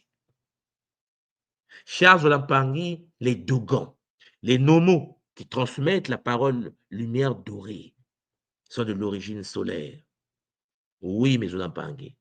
C'est pour cela que vous devez comprendre que ce ne sont pas des consciences seulement que nous voyons chez nous. En Inde, au Tibet, en Chine, la flamme jaune est au rendez-vous. Pour ceux qui connaissent bien l'univers du bouddhisme, vous allez voir qu'il y a des bouddhistes habillés en jaune, il y a des bouddhistes habillés en orangé, il y a des bouddhistes habillés en rouge. Je ne sais pas si vous voyez de quoi je parle. L'Inde nous parle du troisième chakra, hein, le Manipura, qui est relié au soleil, l'énergie de Surya. Nous avons le Tibet qui parle du Bouddha, la flamme jaune de l'aquanimité, de la richesse intérieure. Vous avez la Chine, vous pouvez taper sur Internet, sur Google, le Kuan Yin. Le Kuan Yin chinois, en forme dorée, incarne la compassion, l'équilibre. Le Kuan Yin, conscience suprême solaire. Tous les peuples du monde pratiquent le culte solaire pour le Kimwama. Voilà pourquoi vous avez les statuettes de Bouddha dorées. Et lorsque vous arrivez dans un restaurant, que ce soit vietnamien, chinois, vous avez un Bouddha avec un petit ventre là, et puis on vous dit, c'est le Bouddha de la richesse. Culte solaire d'Mpudi. Comment se fait-il que le Bouddha de la richesse? Il y a aussi le Bouddha de l'agriculture. Mais avec ce Bouddha, non, ce sont des êtres que les autres peuples travaillent avec, comme la tradition africaine également. Il est temps que ceux qui ne sont pas informés de ces réalités puissent se rendre compte de cela. Il y a aussi cela dans le monde occidental. L'or alchimique, symbole de la transmutation du plan émotionnel en lumière intérieure dans l'alchimie. Vous avez la lumen naturae, le feu intérieur jaune or, guide le travail au four Athanor dans l'univers hermétisme également. Vous avez l'univers de Charles Zolampangi Congo qui relie également, alors Congo ici, là, mais les rosicruciens font pareil. Dans l'univers des rosicruciens, pour ceux qui connaissent la rose-croix, ils relient le feu doré à une sagesse solaire vivante et à l'élévation de la conscience. Si parmi vous, il y a des gens qui ont côtoyé la rose-croix, vous voyez de quoi je parle. Alors, à partir de là, Champangui, les Amérindiens également sont dans le culte du rayon jaune du soleil intérieur. Les Hopis, les Mayas ont invoqué le rayon jaune du soleil intérieur. Vous avez les Kéros, les Chaskakushi, étoiles arc-en-ciel qui portent une flamme dorée d'équilibre, la flamme jaune. Les Amérindiens ont toujours vénéré la flamme dorée, la flamme jaune du soleil. Le soleil est honoré comme être vivant régulateur des émotions dans l'univers amérindien. Donc, vous voyez que pendant que quelqu'un à Paris, à New York, ne s'occupe pas de cette connexion, il existe des peuples sur la Terre qui sont connectés à l'énergie solaire. Et chacun de nous vit sa propre réalité. C'est pour cela que ce qui se passe dans mon village, à Muyonzi, dans la forêt, au bord de la rivière, à 4 heures du matin, n'est pas connu du monde entier. Donc, il faut éviter d'avoir la prétention de tout savoir dans sa réalité, que Dieu a parlé à Abraham, et qu'à Abraham seulement, soi-disant, que Dieu a parlé à Isaac seulement. Attention, vous n'êtes pas informé de ce que la source divine unique dit aux Chinois dans la ville de Guangzhou, dans le quartier numéro je ne sais pas quoi, au bord de la fenêtre, pendant que à 2 heures du matin. Nous ne sommes pas informés, vous n'êtes pas informés de ce que la source divine unique transmet comme information dans la grande forêt amazonienne à un Amérindien en pleine méditation hier soir à 1 heure du matin. Ça, c'est un problème privé. Chacun de nous, chers Olampangui, est connecté à la force divine unique d'une manière ou d'une autre, sauf si la personne n'est pas connectée à la matrice de l'âme primordiale et donc est shintaorisée par les forces de l'astral. Vous voyez donc, mes Olampangui, que tout est un problème de chacun. Quelle est la relation entre toi et la source? Quelle est la relation entre toi et les forces solaires? Au niveau de la sagesse solaire en Océanie, en Polynésie, les Maoris, ils ont le Tama Nutera, principe de vitalité et de guidance solaire. À Hawaï, vous avez le Laka. Le Laka, traduction Congo du Laka Kala, le pouvoir de la gorge Mpova. Au niveau d'Hawaï, le Laka est la danse sacrée qui harmonise les émotions et énergies vitales en relation avec le soleil. L'énergie solaire est vécue comme une intelligence vivante d'alignement dans le monde océanique et polynésien. C'est parce que tu es à Paris que tu penses que, ah oui, moi je vis bien, mais tu n'as pas vu comment vivent les Polynésiens. Tu ne sais pas comment font l'amour les Océaniens. Tu ne sais même pas seulement le plaisir que les gens ont ailleurs. Ça veut dire que chaque personne sur la Terre vit dans une réalité, sa réalité. Voilà pourquoi, quand tu es dans la souffrance, c'est ta souffrance. Quand tu rentres au pays, tu rentres au Congo, tu es au Sénégal, tu es au Mali, tu es au Congo, tu es au Rwanda, tu es au Burundi, tu es en Côte d'Ivoire, tu es partout. Tu vis dans ton monde. Quel est ton monde? Est-ce que ton monde est un monde de frustration, de colère, de jalousie parce que la malchance est au rendez-vous? Ou bien tu fais partie des gens qui qui se perfectionnent, qui se structurent, qui accèdent à des énergies supérieures, qui vivent une vie de paix, avec une famille de paix, qui construit, qui bâtit un bâtisseur infatigable. Qui es-tu, toi qui m'écoutes, individuellement? Voilà pourquoi il faut éviter et d'arrêter de penser que tout le monde vive la même vie parce que les Mpudi touchent l'individu. Il est clair que par toi, ta famille peut être bénie. Oui, quand tu es un bonheur, une bénédiction pour une lignée, c'est possible. Mais il arrive aussi, chers Onampangui, que tu as réussi, tu sois détesté par tes propres frères et sœurs. Il arrive que une personne de la famille touchée par l'impoudie puisse être détestée par les autres membres de la famille, tes frères et sœurs, même père, même mère. Oh oui, ça arrive. Que certains peuvent être maudits dans une famille et une personne est bénie dans la même famille. Vous allez me dire, mais tout le monde, dans ce cas, on fait comment? Dans ce cas, Champagne, parfois, ils vont chercher à vouloir t'éliminer pour prendre ce que tu as construit. Vous n'avez jamais vu des familles africaines, dès que tu meurs, ils viennent chercher ta femme, tes enfants, ils récupèrent les biens parce que, chers Champagne, la malchance et la malédiction existent. Il y a des gens, en effet, qui ne peuvent pas percer le miroir en question, le plafond de glace, et traverser pour aller dans des dimensions de l'évolution. Ils sont toujours en train de chercher à nuire à celui qui a l'aura. Voilà pourquoi celui qui a l'aura de Mpoudi doit être conscient de cela et sécuriser la lignée, sécuriser sa famille, sécuriser la famille même contre les êtres issus de la même matrice utérine. Ce n'est pas parce que vous êtes nés de la même manière, de la même famille, de la même matrice utérine que vous êtes connectés au Mpoudi de la même manière. Naître de la même mère ne veut rien dire. Tout dépend de l'énergie des Mpoudi dans chacun. Il y a des gens qui apportent la poisse dans une famille, le malheur de la famille. Et que tu passes ton temps à mettre de l'énergie dans le malheur de la famille, tu n'as encore rien compris. Parce qu'il faut d'abord vérifier si ton frère ou ta sœur est connecté ou pas au Mpoudi. Si ta soeur ou ton frère n'est pas connecté au Mpoudi et que tu penses que tu vas le sauver, combien de personnes ont dépensé des millions pour aider un frère qui est au pays, pour l'amener en Occident, et une fois que le frère arrive en Occident, on traite le désordre social. C'est en fait les disputes après, c'est le problème de famille. Je dis, mais qu'est-ce que j'ai fait? Pourquoi? Mais c'est pas. Tu penses que parce que c'est ton frère, que c'est un bien, c'est un être à aider, c'est un être à aider. Est-ce que tu as vérifié si la personne est possédée par des entités de l'astral? Est-ce que tu as vérifié si ton frère ou ta soeur est connecté au Mpoudi ou pas? Combien de personnes, en effet, sont en Europe et puis ils ont laissé une femme en Afrique et puis ils ne vérifient pas la connexion des Mpoudji avec cette femme. Ils appellent en Europe et la femme arrive en Europe, te chasse de ta propre maison. Je connais des frères au Canada qui sont retrouvés à l'extérieur de leur maison, chassés par leur femme qu'ils ont amenée en Europe, en Occident. Ta femme qui vit au Congo, tu l'amènes ici, elle te chasse de la maison, elle sort maintenant avec son copain.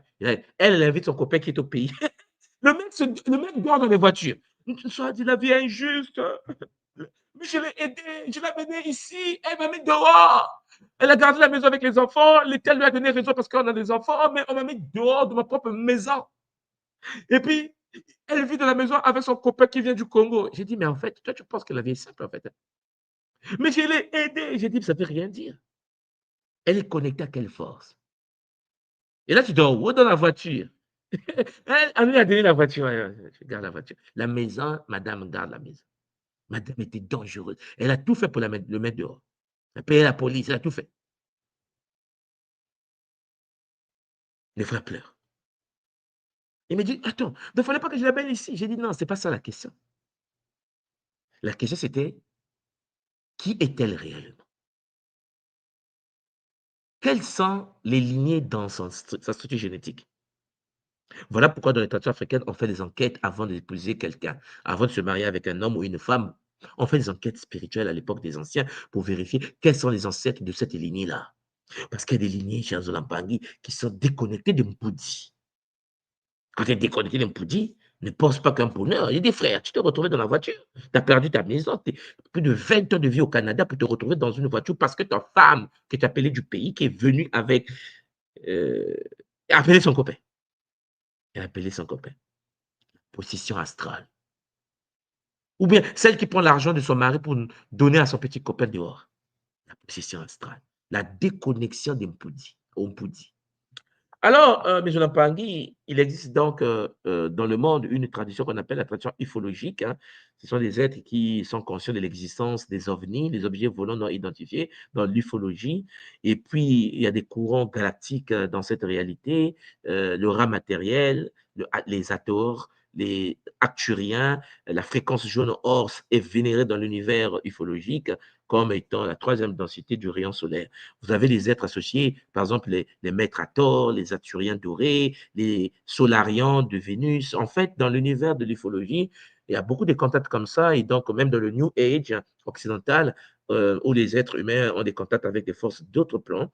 Et c'est très intéressant de voir la place de la flamme jaune, et puis par exemple les Solarians, comme nous on appelle les Bissi Medialoa, ben les autres appellent les Solarians, mais venus de Vénus ou de la Terre, et du Soleil, et ainsi de suite. Et leur rôle à eux, les maîtres Hathor ou les acturiens dans l'univers ufologique, est d'enseigner la maîtrise émotionnelle, la paix planétaire, la réussite évolutive, et ainsi de suite. Ce qui veut dire que toi, en fait, en tant que Muntu, individualisé, dans la tradition Congo, de l'école qui Muntu, comment tu perçois ces êtres-là, toi, avec les techniques de tradition primordiale? Résumons. Je fais donc un tableau ici. Vous avez donc dans le Congo, Bundu Diampoudi, volonté, chance, stabilité. En Égypte, vous avez Mamankosi et puis Ntangura avec le pouvoir solaire équilibré. L'Inde, Assouria. Et puis l'Europe, vous avez les alchimistes dorés, la recherche de ce qu'on appelle la pierre philosophale avec de l'alchimie. Vous avez en Amérique des gens comme les Chaska, le soleil intérieur. Et puis dans le domaine de l'ufologie, d'autres consciences, les Hathors, arthuriens, dorés, et ainsi de suite. C'est-à-dire que la flamme dorée a toujours été au rendez-vous et la flamme dorée a toujours été en contact avec l'être humain incarné.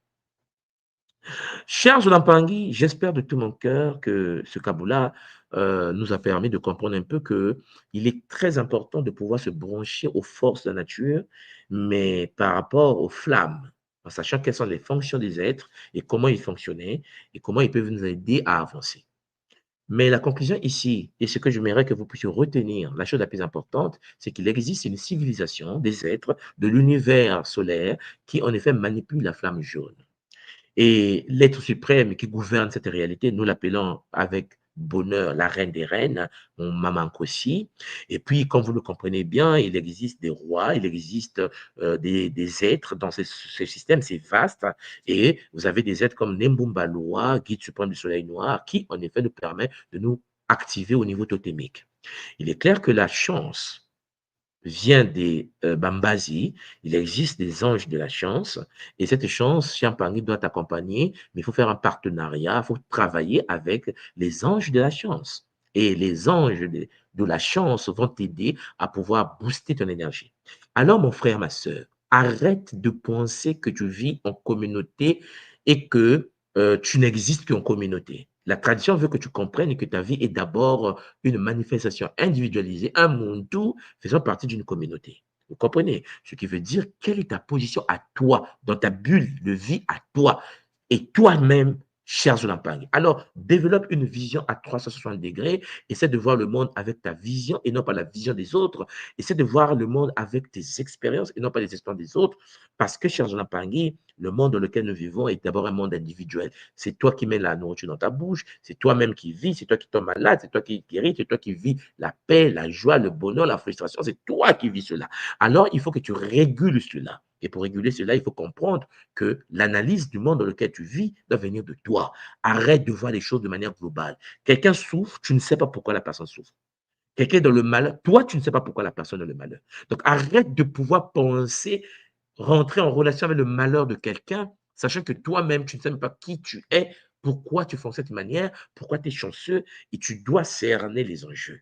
Il faut comprendre qui tu es en découvrant la transgénérationnalité. Tu dois savoir quels sont tes ancêtres, pourquoi tu t'es incarné dans le plan, quelle est ta mission d'incarnation. Voilà des questions que tu dois te poser et tu dois avancer. C'est pour cela que lorsque tu as cette vision-là de l'école Kimuntu, quand tu descends en Afrique, tu ne vois plus le même Afrique. Tu vois l'Afrique, ton Afrique. Voilà pourquoi vous voyez, là par exemple, le décembre s'en vient, moi là, d'ici là, il faut que je rentre au Congo. C'est un devoir national. Je dois rentrer au pays. Les gens me disent, mais toi, t'es malade, chaque année tu vas au Congo. Je dis, on ne vit pas dans le même Congo. On ne vit pas dans le même Congo. On ne vit pas dans le même Cameroun. On ne vit pas dans le même Paris. On ne vit pas dans le même Allemagne. On ne vit pas dans le même monde. On est dans le monde, mais on ne vit pas dans le même monde. Cerné. Alors attention au vampirisme énergétique, attention au game derrière. Ton but à toi, cher Zolampangui, c'est d'attirer des gens qui vibrent à la fréquence dans laquelle tu es pour une compréhension multidimensionnelle, pour avancer avec bonheur. Quand tu es à côté des gens qui sont dans la jalousie, quand tu es à côté des gens qui procrastinent, quand tu es à côté des gens qui sont dans la médisance, tu es en danger. Ton monde est en danger. J'espère de tout mon cœur que ce Kaboula va nous aider avec bonheur et que les Massimbi de la chance puissent nous accompagner avec Zola. Matono Mamingi, c'était enfin votre tout mon soir de Kimbazi. Je remets le plateau à Ngassimo et Ngablaise avec bonheur. Zola Kiese Namayang. Matono Mamingi. Matondo, papa, matondo, mamingi. À ça, comme d'habitude, les sujets sont toujours importants, mais celui-là, c'est le sujet qui gère notre incarnation, hein, parce que sans le pouvoir matériel sur cette incarnation, on est voué, on est exposé à des énergies très, très dangereuses.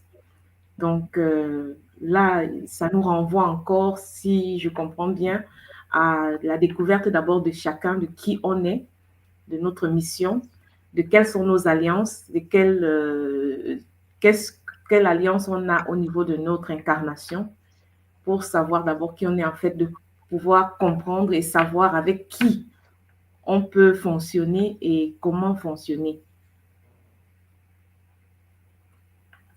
Donc, je ne sais pas si tu peux rajouter quelque chose, Papa Blaise.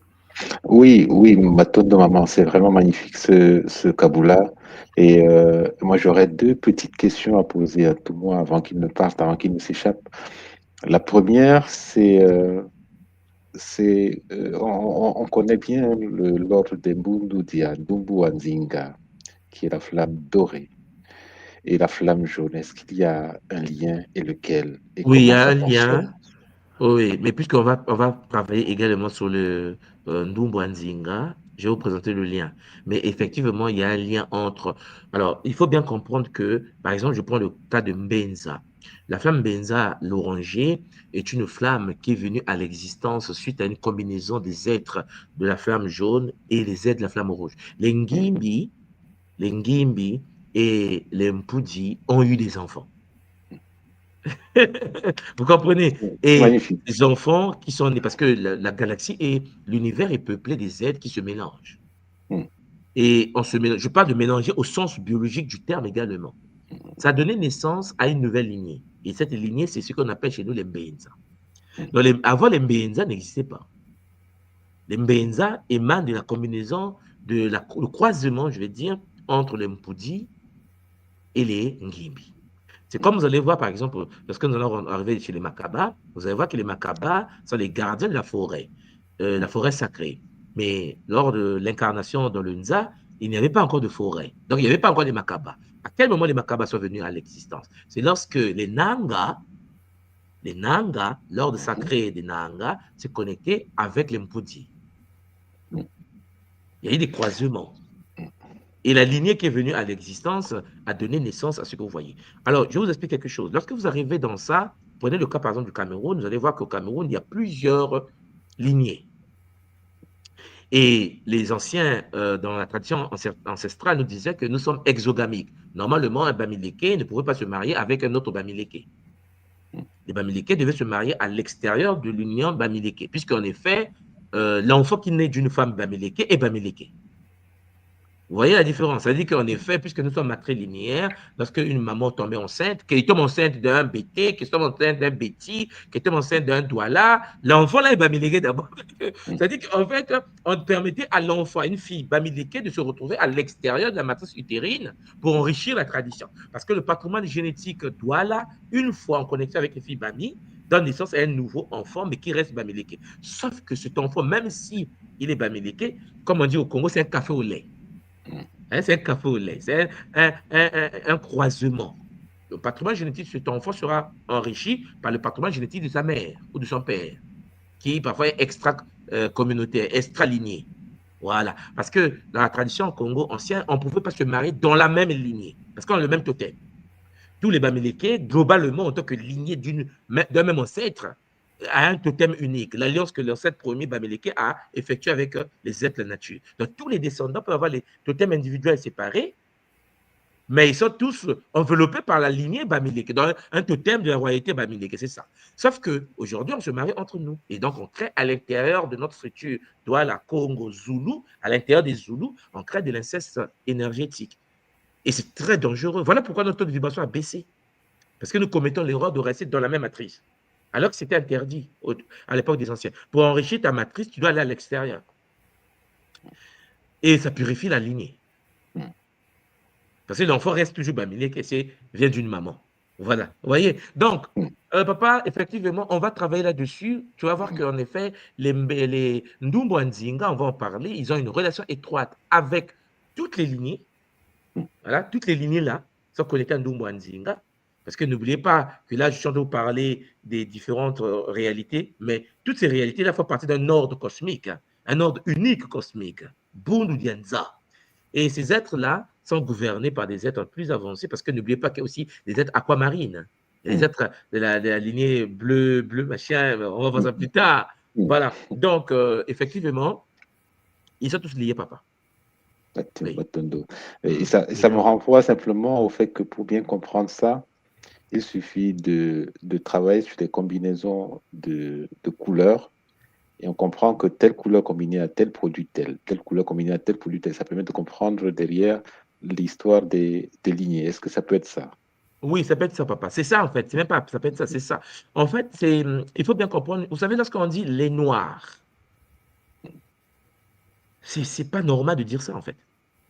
Parce que quand vous rentrez dans ce qu'on appelle les noirs, il y a des palettes des couleurs. Parce que dans le monde des noirs, papa, tu sais, il y a des gens comme nous les plus foncés, il y a des gens comme moi Simo. C'est Maman Simon, on le considère comme noir. Hein? Il est encore plus clair. Quand tu arrives au Cameroun, là, il est encore plus clair que Maman Simon. Et pourtant, Tout à fait. ils ne sont pas métissés. Hein. Je ne parle pas des métissés, gens combinés. Non, non, le blanc. Non, non, au Cameroun seulement. Des gens clairs de peau existent. En RDC, vous avez, je pense, des Louba. Vous allez voir, il y a des lignées comme ça, clairs de peau. Et pourtant, ils sont noirs.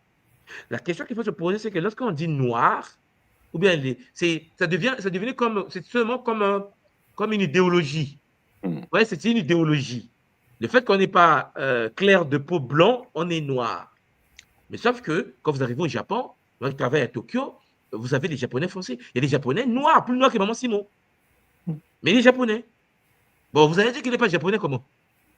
Vous voyez, et pourtant il est japonais, il est vu au Japon, il est foncé au Japon. Quand vous arrivez en Inde, il y a des gens plus foncés que Maman Simon. Ils sont indiens. Donc, en gros, ça devient une idéologie. On dit les Indiens. Vous voyez, quand on parle de l'Inde, on ne parle plus des Noirs. Hein? On dit les Indiens. Vous voyez, il dit, mais il y a des Dravidiens en Inde. Et voilà. Il y a les Aryens en Inde. Il y a des différents reliés comme ça. Donc, effectivement, les croisements existent dans une même lignée ou entre les différentes lignées, mais les croisements donnent naissance à des nouvelles lignées. Voilà. Maintenant, il faut savoir qui croiser. Mais il n'y a pas que les croisements sexuels. Il y a aussi les croisements partenaires. C'est-à-dire qu'en effet, dans la vie, il faut savoir avec qui faire de partenariat, même le domaine des affaires. Parce que si quelqu'un possède une énergie qui est en opposition totémique avec une énergie, si vous travaillez ensemble, vous allez finir par vous faire mal, vous deux. Et pourtant, ah non, on va se comprendre. Ce n'est pas comme ça que ça fonctionne. Ce n'est pas comme ça que ça fonctionne. Pour que vous puissiez vous comprendre, il faut être en synergie énergétique. Tu le vois, tu te dis, mais je l'aime bien. Lui, tu vois, tu dis, ah, mais je l'aime bien. En fait, vous sentez quelque chose qui vous dépasse. Parce que les totems s'entendent. Mais les totems sont conscients d'être dans la même connexion, cette connexion de mariage. Tu n'es pas obligé de comprendre que tu n'es pas obligé de subir la vie. Tu es obligé de comprendre que lorsque tu existes sur la terre, tout dépend avec qui tu travailles, avec qui tu côtoies. Papa Blaise, toi qui viens du Cameroun, quand tu arrives au Cameroun, tu vois bien qu'au Cameroun, tout le monde n'est pas dans la misère. Tout à fait. Mais de quel Cameroun on parle alors? Tu vois que les gens qui parlent de la misère camerounaise sont les gens qui sont dans la misère camerounaise. C'est-à-dire qu'ils sont dans leur réalité misère à eux. Mais ma Papa Blaise, toi qui es en France, mais en France, il y a des simicards, on est d'accord? Tout à fait, oui. Et pourtant, nous, on ne gagne pas le simic. Tu vois, on est dans des sommes énormes. Et pourtant, on n'est pas français, on n'est pas européen. Donc, en fait, de quoi on parle en fait? Chacun de nous a sa vie dans une réalité. Et bien, quand on comprend ça, on se dit, OK, parce que quelles que soient les politiques économiques appliquées dans un pays, donnez-moi un seul pays sur Terre où il n'y a pas de pauvres. Il n'y en a pas. Donnez-moi un seul pays sur Terre où il n'y a pas de malades. Il n'y en a pas. Parce que vous parlez des États-Unis, excusez-moi, hein, le ghetto américain est plus dangereux que le ghetto du Congo. Hein. Le ghetto américain, les braquages en Amérique, les gangs en Amérique, mais nos gangs à nous, c'est des bébés du quartier. Nous sommes encore à l'école primaire du banditisme. Vous voyez, en Amérique, il y a des vrais gangs. Les gangs qui rentrent dans une maison, qui tuent une sénatrice. Il y a une sénatrice américaine qui vient être abattue aux États-Unis. Les gens qui rentrent dans une maison et tuent une sénatrice. Ils tuent d'abord les gardes de corps. Mais c'est des gangs mais dangereux. Vous avez vu des gangs de Colombie? Vous avez vu des gangs au Venezuela? Vous avez vu les gangs au Mexique? Mais l'Afrique ne connaît pas les gangs. On est des bébés. C'est pour ça que quand je regarde, oui, l'Afrique, je dis, mais est-ce que tu as déjà été en Colombie? Est-ce que tu as fait des recherches sur les gangs latinos? Oh, mais pourquoi vous pensez que nous sommes...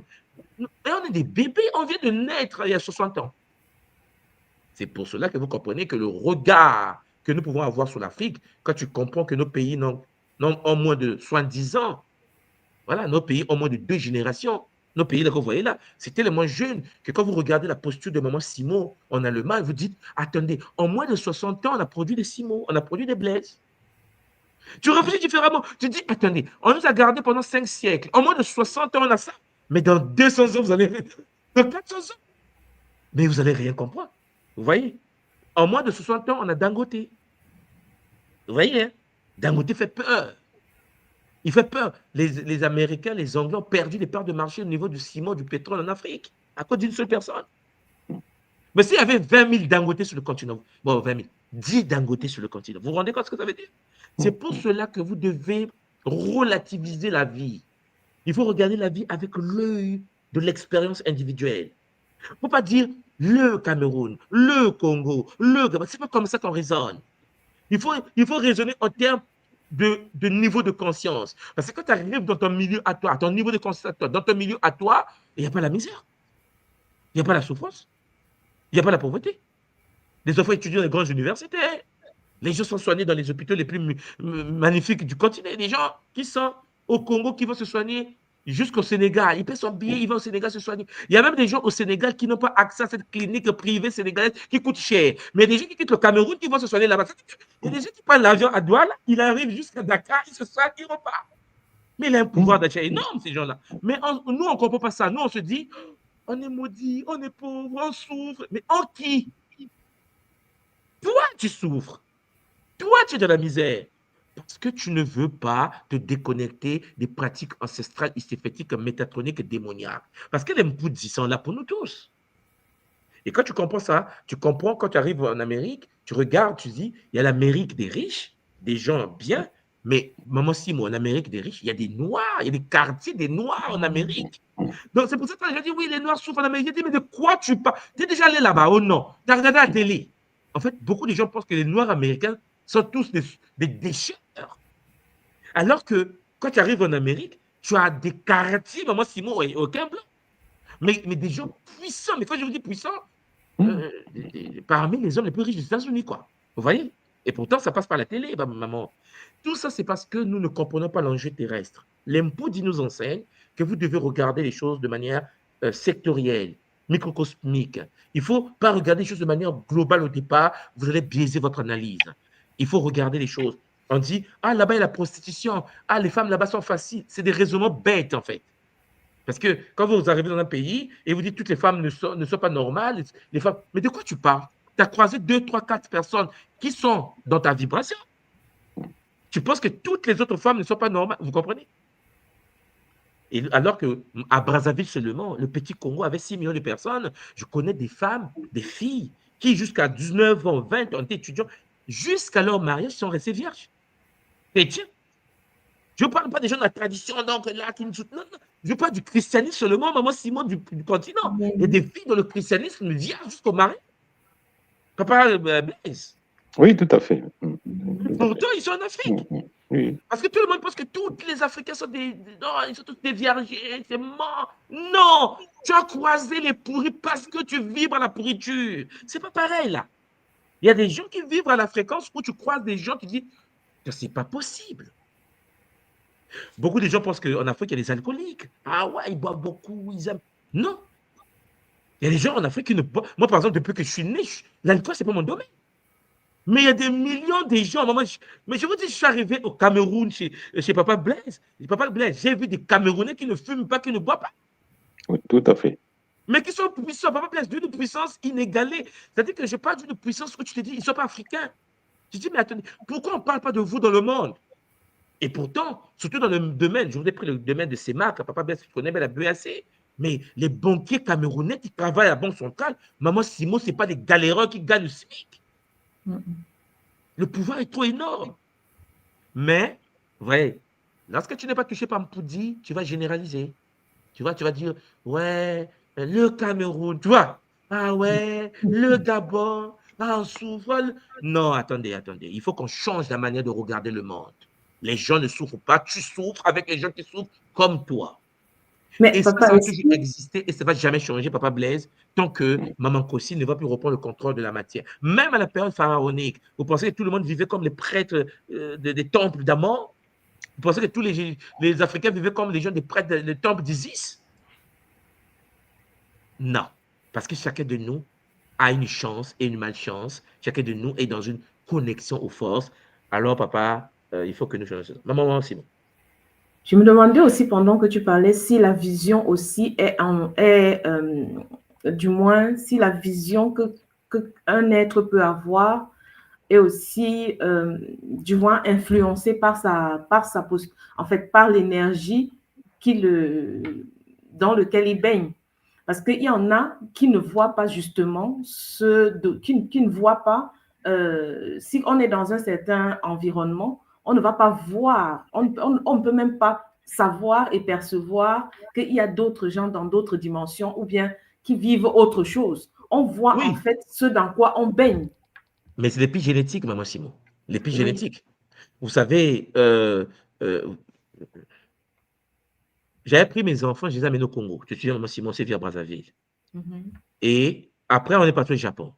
L'épigénétique est d'une importance capitale. Lorsqu'on arrive au Japon, les enfants ont fait 2 ans à Tokyo. Les enfants, 2 ans après, vous savez, les enfants, ça parle bien vite japonais. En fait, ils sont dans leur délai des enfants. Et là, lorsqu'ils sont arrivés au Canada, mon fils se voit. Tous les jours, il dit, mais papa, je ne comprends pas. Ils sont trop en retard. Non, ce qu'ils sont en train de faire à l'école au Canada, le petit l'a fait lorsqu'il arrive au Japon. Donc, c'est-à-dire qu'en fait, on est dans le même monde. Hein? Oui. On est dans le même monde. Mais je l'ai dit, c'est pour cela que je vous ai amené au Japon. C'est-à-dire, je veux que tu voies, parce que j'enseigne à mon fils, je dis que petit, je veux que tu voies qu'on est sur la même planète, mais on n'est pas dans les mêmes mondes. Et pourtant, le Canada est un grand pays. L'Amérique et les États-Unis, c'est un grand pays. Mais toi, à ton âge, tu commences à voir à ton niveau de ta classe, tu vois que les autres sont en retard. Là, il a même que des 100%. Papa, j'ai 100%. Parce qu'en fait, il trouve ça. Papa, est-ce que je ne peux pas sauter la classe? Il dit non. Il faut que tu les fracasses à ton niveau. C'est parce que tu viens du futur. Parce que le Japon, c'est le futur. Au niveau là. Tu vois, maman Simon, comme tu viens de dire, le milieu. Il y a des gens qui vivent dans un milieu, ils sont bénis par l'énergie de Mpoudi, mais le milieu occulte leur bénédiction. S'ils déménageaient seulement, maman Simon, c'est-à-dire s'ils quittaient le milieu, ils changent de territoire, Mpoudi, on ne peut s'éclore. C'est pour cela qu'il faut faire attention. Souvent, la malchance, la malédiction, la vie que nous menons dépend du milieu dans lequel nous vivons. Parce que n'oubliez pas que nous avons en nous les patrimoines génétiques des ancêtres. Notre code génétique renferme les expériences passées de nos ancêtres. Sauf que les patrimoines génétiques s'activent par rapport au milieu. Quand tu es dans un milieu toxique, quand tu as un milieu désorganisé, quand tu as un milieu shintaorisé, l'ADN de ton corps, ton patrimoine génétique shintaorique, les ancêtres bizarroïdes s'activent. Vous comprenez? L'épigénétique te dit que ton milieu fait que, parce que l'épigénétique ne change pas l'ADN. Il active les allèles, il active les patrimoines adaptés au milieu. Et il fait endormir les patrimoines non adaptés au milieu. Alors la question, mon frère, ma soeur, qui côtoies-tu? Dans quel milieu tu vis? Avec qui tu parles? Avec qui tu vis? Voilà la question ultime. Parce qu'en effet, si tu as dans un milieu des gens qui sont pessimistes, ben tu seras pessimiste. Si tu es dans un milieu des gens qui sont court-termistes, tu seras court-termiste. Si tu deviens quelqu'un qui a une vision dans un milieu des gens qui n'ont pas de vision, ils vont te détester. Ils vont dire, il veut montrer quoi? Il est orgueilleux, il pense qu'il connaît. Si tu es dans un milieu des gens qui pensent comme toi, personne ne va te juger parce que vous pensez pareil. C'est pour cela, si tu veux changer ta vie, la première des choses, change ton milieu. C'est même pas changer tes pensées, parce que le milieu va changer tes pensées. Exactement. Vous comprenez? Donc, c'est un problème de milieu. Et le milieu, c'est ta décision personnelle. C'est à toi de dire, je quitte, je pars, je change. Et quand tu côtoies des gens qui sont en couple, des gens qui ont des stabilités de couple, tu verras que ton couple n'aura pas d'impact négatif. Il n'y aura pas de problème. Tu ne peux même pas dire divorce, parce que toutes tes copines, tous tes copains sont en couple serré, tu seras serein. C'est quelque chose de logique. Tu côtoies des gens intelligents, tu vas voir que tu viens dans un milieu où les gens sont des livres, un livre sur la physique quantique ou l'épigénétique, tu vas te dire, moi aussi, je vais lire les livres, parce que le débat, c'est bon. Qu'est-ce que vous avez... Mais, ah non, mais tu auras même honte de ne pas avoir la connaissance en question. C'est ça dont il s'agit ici. La connexion Mpoudi dépend, papa Blaise, papa Simo, du milieu également. Alors la question, quel est le milieu dans lequel tu vis? Quels sont les amis que tu côtoies? Si tu veux savoir pourquoi ta vie ne marche pas, regarde ton milieu. Alors, déménage, change les amis, change la fréquentation. Tu seras étonné que tu ne peux pas laisser une femme mariée avec des femmes célibataires. Oh, ils sont amis. Vous serez étonné de constater que les femmes célibataires, quand ils parlent seulement, ils veulent avoir le mariage. Pour ceux qui veulent se marier. Ou soit, profiter de la vie. Et celui qui est sorti de ce réseau-là ne peut pas revenir de ce réseau-là. Mais il y a beaucoup de sœurs, tu vas voir, elle est mariée, mais ses copines, c'est les célibataires. Oui, mais ce sont mes copines, je les connais depuis que... Voilà pourquoi ta vie est dans cette situation. Voilà pourquoi la malchance est tombée dans le foyer. il faut briser la malchance. Et ça dépend du milieu. Pas de Maman Sim. Pas de Blaise. Je ne sais pas s'il y a d'autres questions, sinon je vous laisse. Papa Blaise avait une dernière question, je crois. Oui, Ou maman. bien Non, on va libérer papa parce que on va libérer papa. c'est juste des commentaires. C'est juste un commentaire pour dire C'est ça. que Le message est déjà passé. voilà, le message est passé. Maton de C'est Papa juste Blaise, Maton de Maton Ngassimo, de- Zola vous, Zola tous les Mpangi, que les Bampoudi puissent nous guider. Et n'oubliez pas que vendredi, cette Vendredi, semaine, voilà, je pense que vous allez en parler. Nous allons on va en rencontrer les parler. Bampoudi On va en parler. et puis magnétiser cette chance-là avec bonheur. Maton de Maming. Maton de Maton de papa. Ah, waouh! Ah ça, hein, c'est magnifique, hein, c'est magnifique de voir déjà le lien entre tous les Bundu, de voir comment la connexion, comment l'incarnation de tous ces êtres. Moi, ça m'a fait penser directement à Kinkulu Kieto, hein. Ça m'a ramené là-bas. Oui, effectivement, ça ramène à Oui, ça. oui, c'est magnifique, c'est magnifique. En tout cas, comme avant qu'on ne passe à autre chose, qu'on rappelle, hein, déjà, avant de rappeler ce qu'on va vivre vendredi, j'aimerais revenir à ce qu'on a vécu il y a 2 semaines avec les Bundu Gimbi, le vendredi, et la semaine dernière avec les Bundu Mpenza. C'était une connexion vraiment, vraiment multidimensionnelle. Je ne sais pas si tu peux en parler, de comment est-ce que toi tu as vécu ces 2 connexions, papa. Alors, les Mbundu Diagimbi, c'était un ancrage très, très, très puissant et très profond. Et c'est vraiment un temps où moi, je faisais de l'ancrage, hein, je sais en faire, mais je le vis. Mais celui-là était un particulier. C'était Ouais. vraiment particulier et très profond, qui a touché des aspects très particuliers de mon into, en tout cas de mon corps. Et ça, je l'ai ressenti très, très profondément. Et ça m'a vraiment permis de bien cerner tous les angles sous lesquels je pouvais réaliser l'ancrage. C'est vraiment ça qui était très riche dans cette connexion et c'est vraiment très magnifique. Et puis celle de la semaine dernière également. Ah, quelle douceur, maman. Quelle puissance de la douceur. Ah ouais, avec Quelle Maman Yangi. puissance. Ah oui, celle-là, c'est. Je pense que jusqu'à aujourd'hui, je garde comment dire, l'empreinte énergétique de cette connexion qui me suit encore jusqu'à aujourd'hui. C'est-à-dire que je sens dans mon champ énergétique cette puissance de douceur, c'est la puissance de cette douceur-là qui s'imprègne et qui continue à m'accompagner. C'est ça, c'est vraiment très, très, très puissant comme manifestation dans le champ énergétique et ça a permis de nettoyer aussi beaucoup, beaucoup, beaucoup de choses. Et ce nettoyage d'ailleurs poursuit puisque ce champ est toujours là, est toujours présent. C'est comme si désormais j'ai saisi comment dire, le spectre énergétique de Mama Yangi. C'est un peu ça. C'est comme si je suis rentré dans le spectre énergétique de Mama Yangi et là, je n'en sors plus. Tu n'en sors plus. Je n'en sors plus. Et tu continues de profiter. Et je continue à profiter. C'est ça vraiment le vécu de cette connexion-là. Il suffit que je parle ce midi sur Mama Yangi et tout de suite la connexion est établie. Ça se rétablit, ça, c'est le bonheur. Ah oui, hein, voilà. C'est crescendo. Hein. On a commencé justement par où il faut commencer, l'ancrage. Oui. Là, on a purifié, on est allé la semaine dernière purifier tout le domaine sexuel. C'est, en fait, dans cette incarnation, dans notre incarnation, en fait, sur Maman Toto, l'énergie sexuelle est celle qui gouverne notre incarnation, en fait. Et tu vois, et quand elle est désorganisée ou bien quand elle est pervertie, ça a un impact catastrophique, tu vois. Et avec l'accès à l'énergie de Mama Yangi en profondeur, comme on l'a eu la semaine dernière, ça change tout, quoi. Parce que personne de nous ne peut dire que cette énergie chez nous n'a pas été occultée ou pervertie. Parce que nous sommes issus en général, surtout nous, hein, sur Katiopa, on a vécu l'esclavage, avec les viols.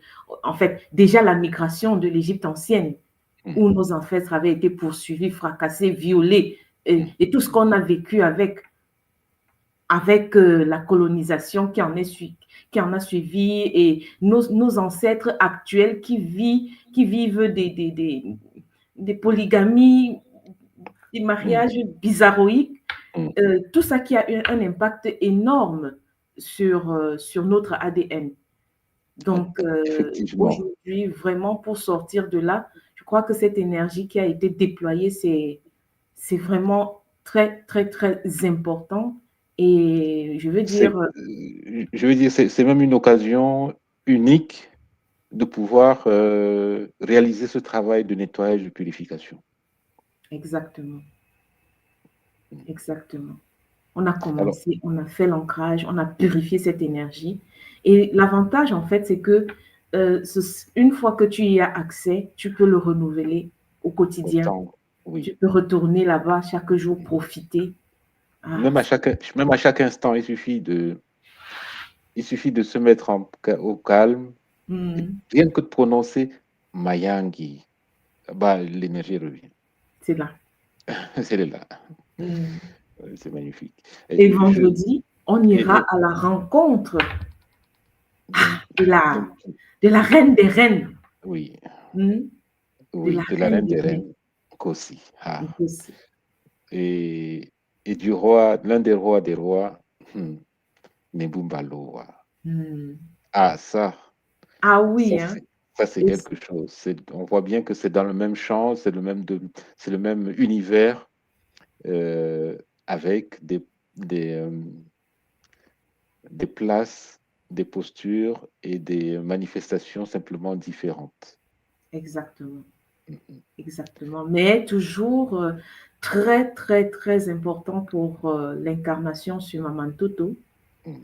Parce que nous nous rendons compte avec ce qu'on a compris aujourd'hui, pour dompter l'énergie de l'incarnation, il faut une paix intérieure, et il faut être dans la paix et vivre la paix et pouvoir être organisé et avoir une vie matérielle apaisée et en fait et stable.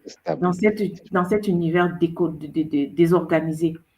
Donc, si on n'est pas connecté à cette énergie, comment est-ce qu'on peut s'en sortir? C'est très compliqué derrière. C'est très compliqué. Et ça renvoie à quoi? Ça renvoie, pour ceux qui suivent bien l'école depuis le début, on a mis en place le Kisalu initiatique solaire. Et tous ceux qui ont commencé ça, déjà on dit Kisalu initiatique solaire. Le solaire envoie en Poudi. Exactement. Et quand on poursuit bien, on voit bien que pour passer pour passer aux flammes après le Poudi, c'est indispensable d'avoir travaillé les 3 premières. Et on voit bien aussi là que c'est, pour ceux qui suivent aussi l'école, pour ceux qui suivent les initiations de l'école, on conditionne l'accès à un certain nombre d'initiations au fait d'avoir réalisé au moins ce qui s'alloue jusqu'au 3e, parce que ça permet d'avoir travaillé l'ancrage, ça permet d'avoir travaillé la stabilité au niveau sexuel, ça permet d'avoir travaillé aussi la chance, telle qu'on l'a dit, la stabilité au plan matériel, mais aussi au niveau de la connaissance. Et on voit bien que si on n'a pas travaillé ça, c'est très compliqué d'avancer, non? Exactement. C'est très compliqué. Si on n'a pas travaillé ça, ça veut dire qu'on est déconnecté. Exactement. On baigne dans des énergies isophétiques, métatroniques, et quand on vit comme ça, tu vois, ce qui nous expliquait tout à l'heure, en fait, en fonction de ce dans quoi tu baignes, ça conditionne ta vue, en fait. Tu te rappelles aussi avec la méthode Mbu, le système réticuli. Tout à fait. La vision est vraiment conditionnée. Et pour pouvoir ouvrir ce champ avoir la possibilité de voir autre chose, avoir la possibilité d'attirer autre chose. Donc, il faut nettoyer. Il faut nettoyer en En effet. profondeur. Et là, avec cette série, on a vraiment l'occasion de le faire, en profondeur avec des sambila magnifiques qu'on peut refaire, jusqu'à ce qu'on puisse les vivre pleinement, se sentir nettoyé, se sentir purifié, se sentir connecté à ces énergies qui prennent le contrôle de notre réalité. Exactement. Ah, cette série, elle est, en fait, comme je sais que tout le monde ne fait jamais rien au hasard, après avoir Effectivement. vécu tout ce que nous avons vécu en été, où il nous a présenté tout ce que nous subissons, en fait, où il a pointé du doigt les différents problèmes qui nous minaient, en fait, dans notre société. Il y a cette série actuelle qui est accompagnée d'une session pratique, c'est-à-dire on n'a pas juste l'occasion d'apprendre, on a l'occasion de pratiquer et de profiter de l'énergie. Et je rappelle aussi que ça prépare aussi pour ceux qui ont déjà commencé au Kisombe qu'on aura à partir du 12 décembre. Tout à fait. Où on va encore aller revisiter encore les flammes dans un autre contexte. Et dans la préparation de l'année qui va venir, c'est juste magnifique. Ça crée vraiment les conditions d'un bon Kisombe en décembre. Exactement. Exactement. En tout cas, Matondo, papa, Matondo, je vais te demander de dire quelques mots pour qu'on puisse clôturer cette séance. Qu'est-ce que tu peux... Dis-nous quelques mots, papa. Alors, le seul mot que je voudrais dire, c'est que chacun puisse se préparer et venir vendredi voilà, à cette sambila pour profiter pleinement de cette énergie. Et éventuellement, pour ceux qui ne l'ont pas encore fait, de se reconnecter aux 2 premières, de les refaire pour que vendredi, ce soit encore meilleur. Voilà ce que je voulais dire comme dernier mot. Exactement. En tout cas, Matondo à tous ceux qui étaient connectés, Matondo à ceux qui vont regarder en différé. Rendez-vous vendredi pour vivre cette connexion au Mbundu Diapudi sur la gouvernance de Maman Kosi et de Nimbumbaloa. Et aussi, rendez-vous la semaine prochaine pour l'éducation sur la flamme verte des Bundu Diamakaba. Et là, ce sera tout un autre enseignement. Ah, Matondo, à vous d'avoir été présent. Et au nom de la source divine, nous allons clôturer aujourd'hui avec Zola. Matondo à vous et à nous revoir vendredi pour ceux qui vont faire la connexion et la semaine prochaine pour ceux qui vont être présents pour l'enseignement sur la flamme verte. Matondo à vous et à la prochaine. Zola. Zola. Kese Namayangi. Namayangi.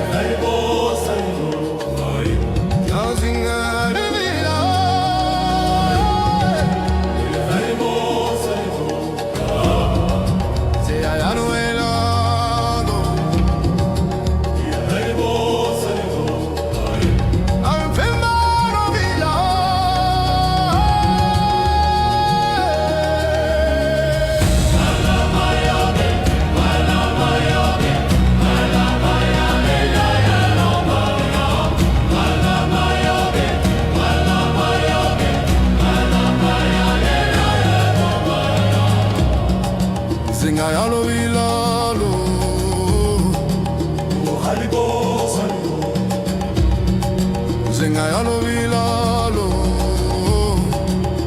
Haribo salibo Alzinga yalo vilalo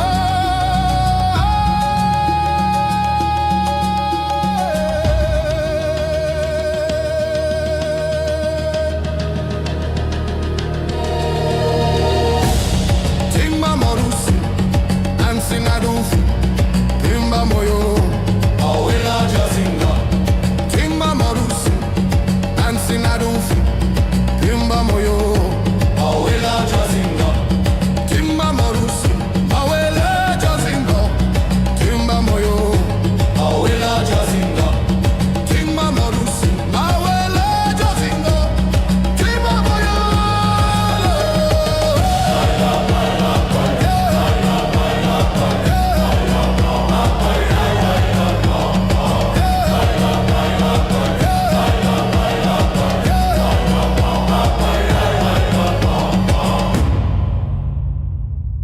Matondo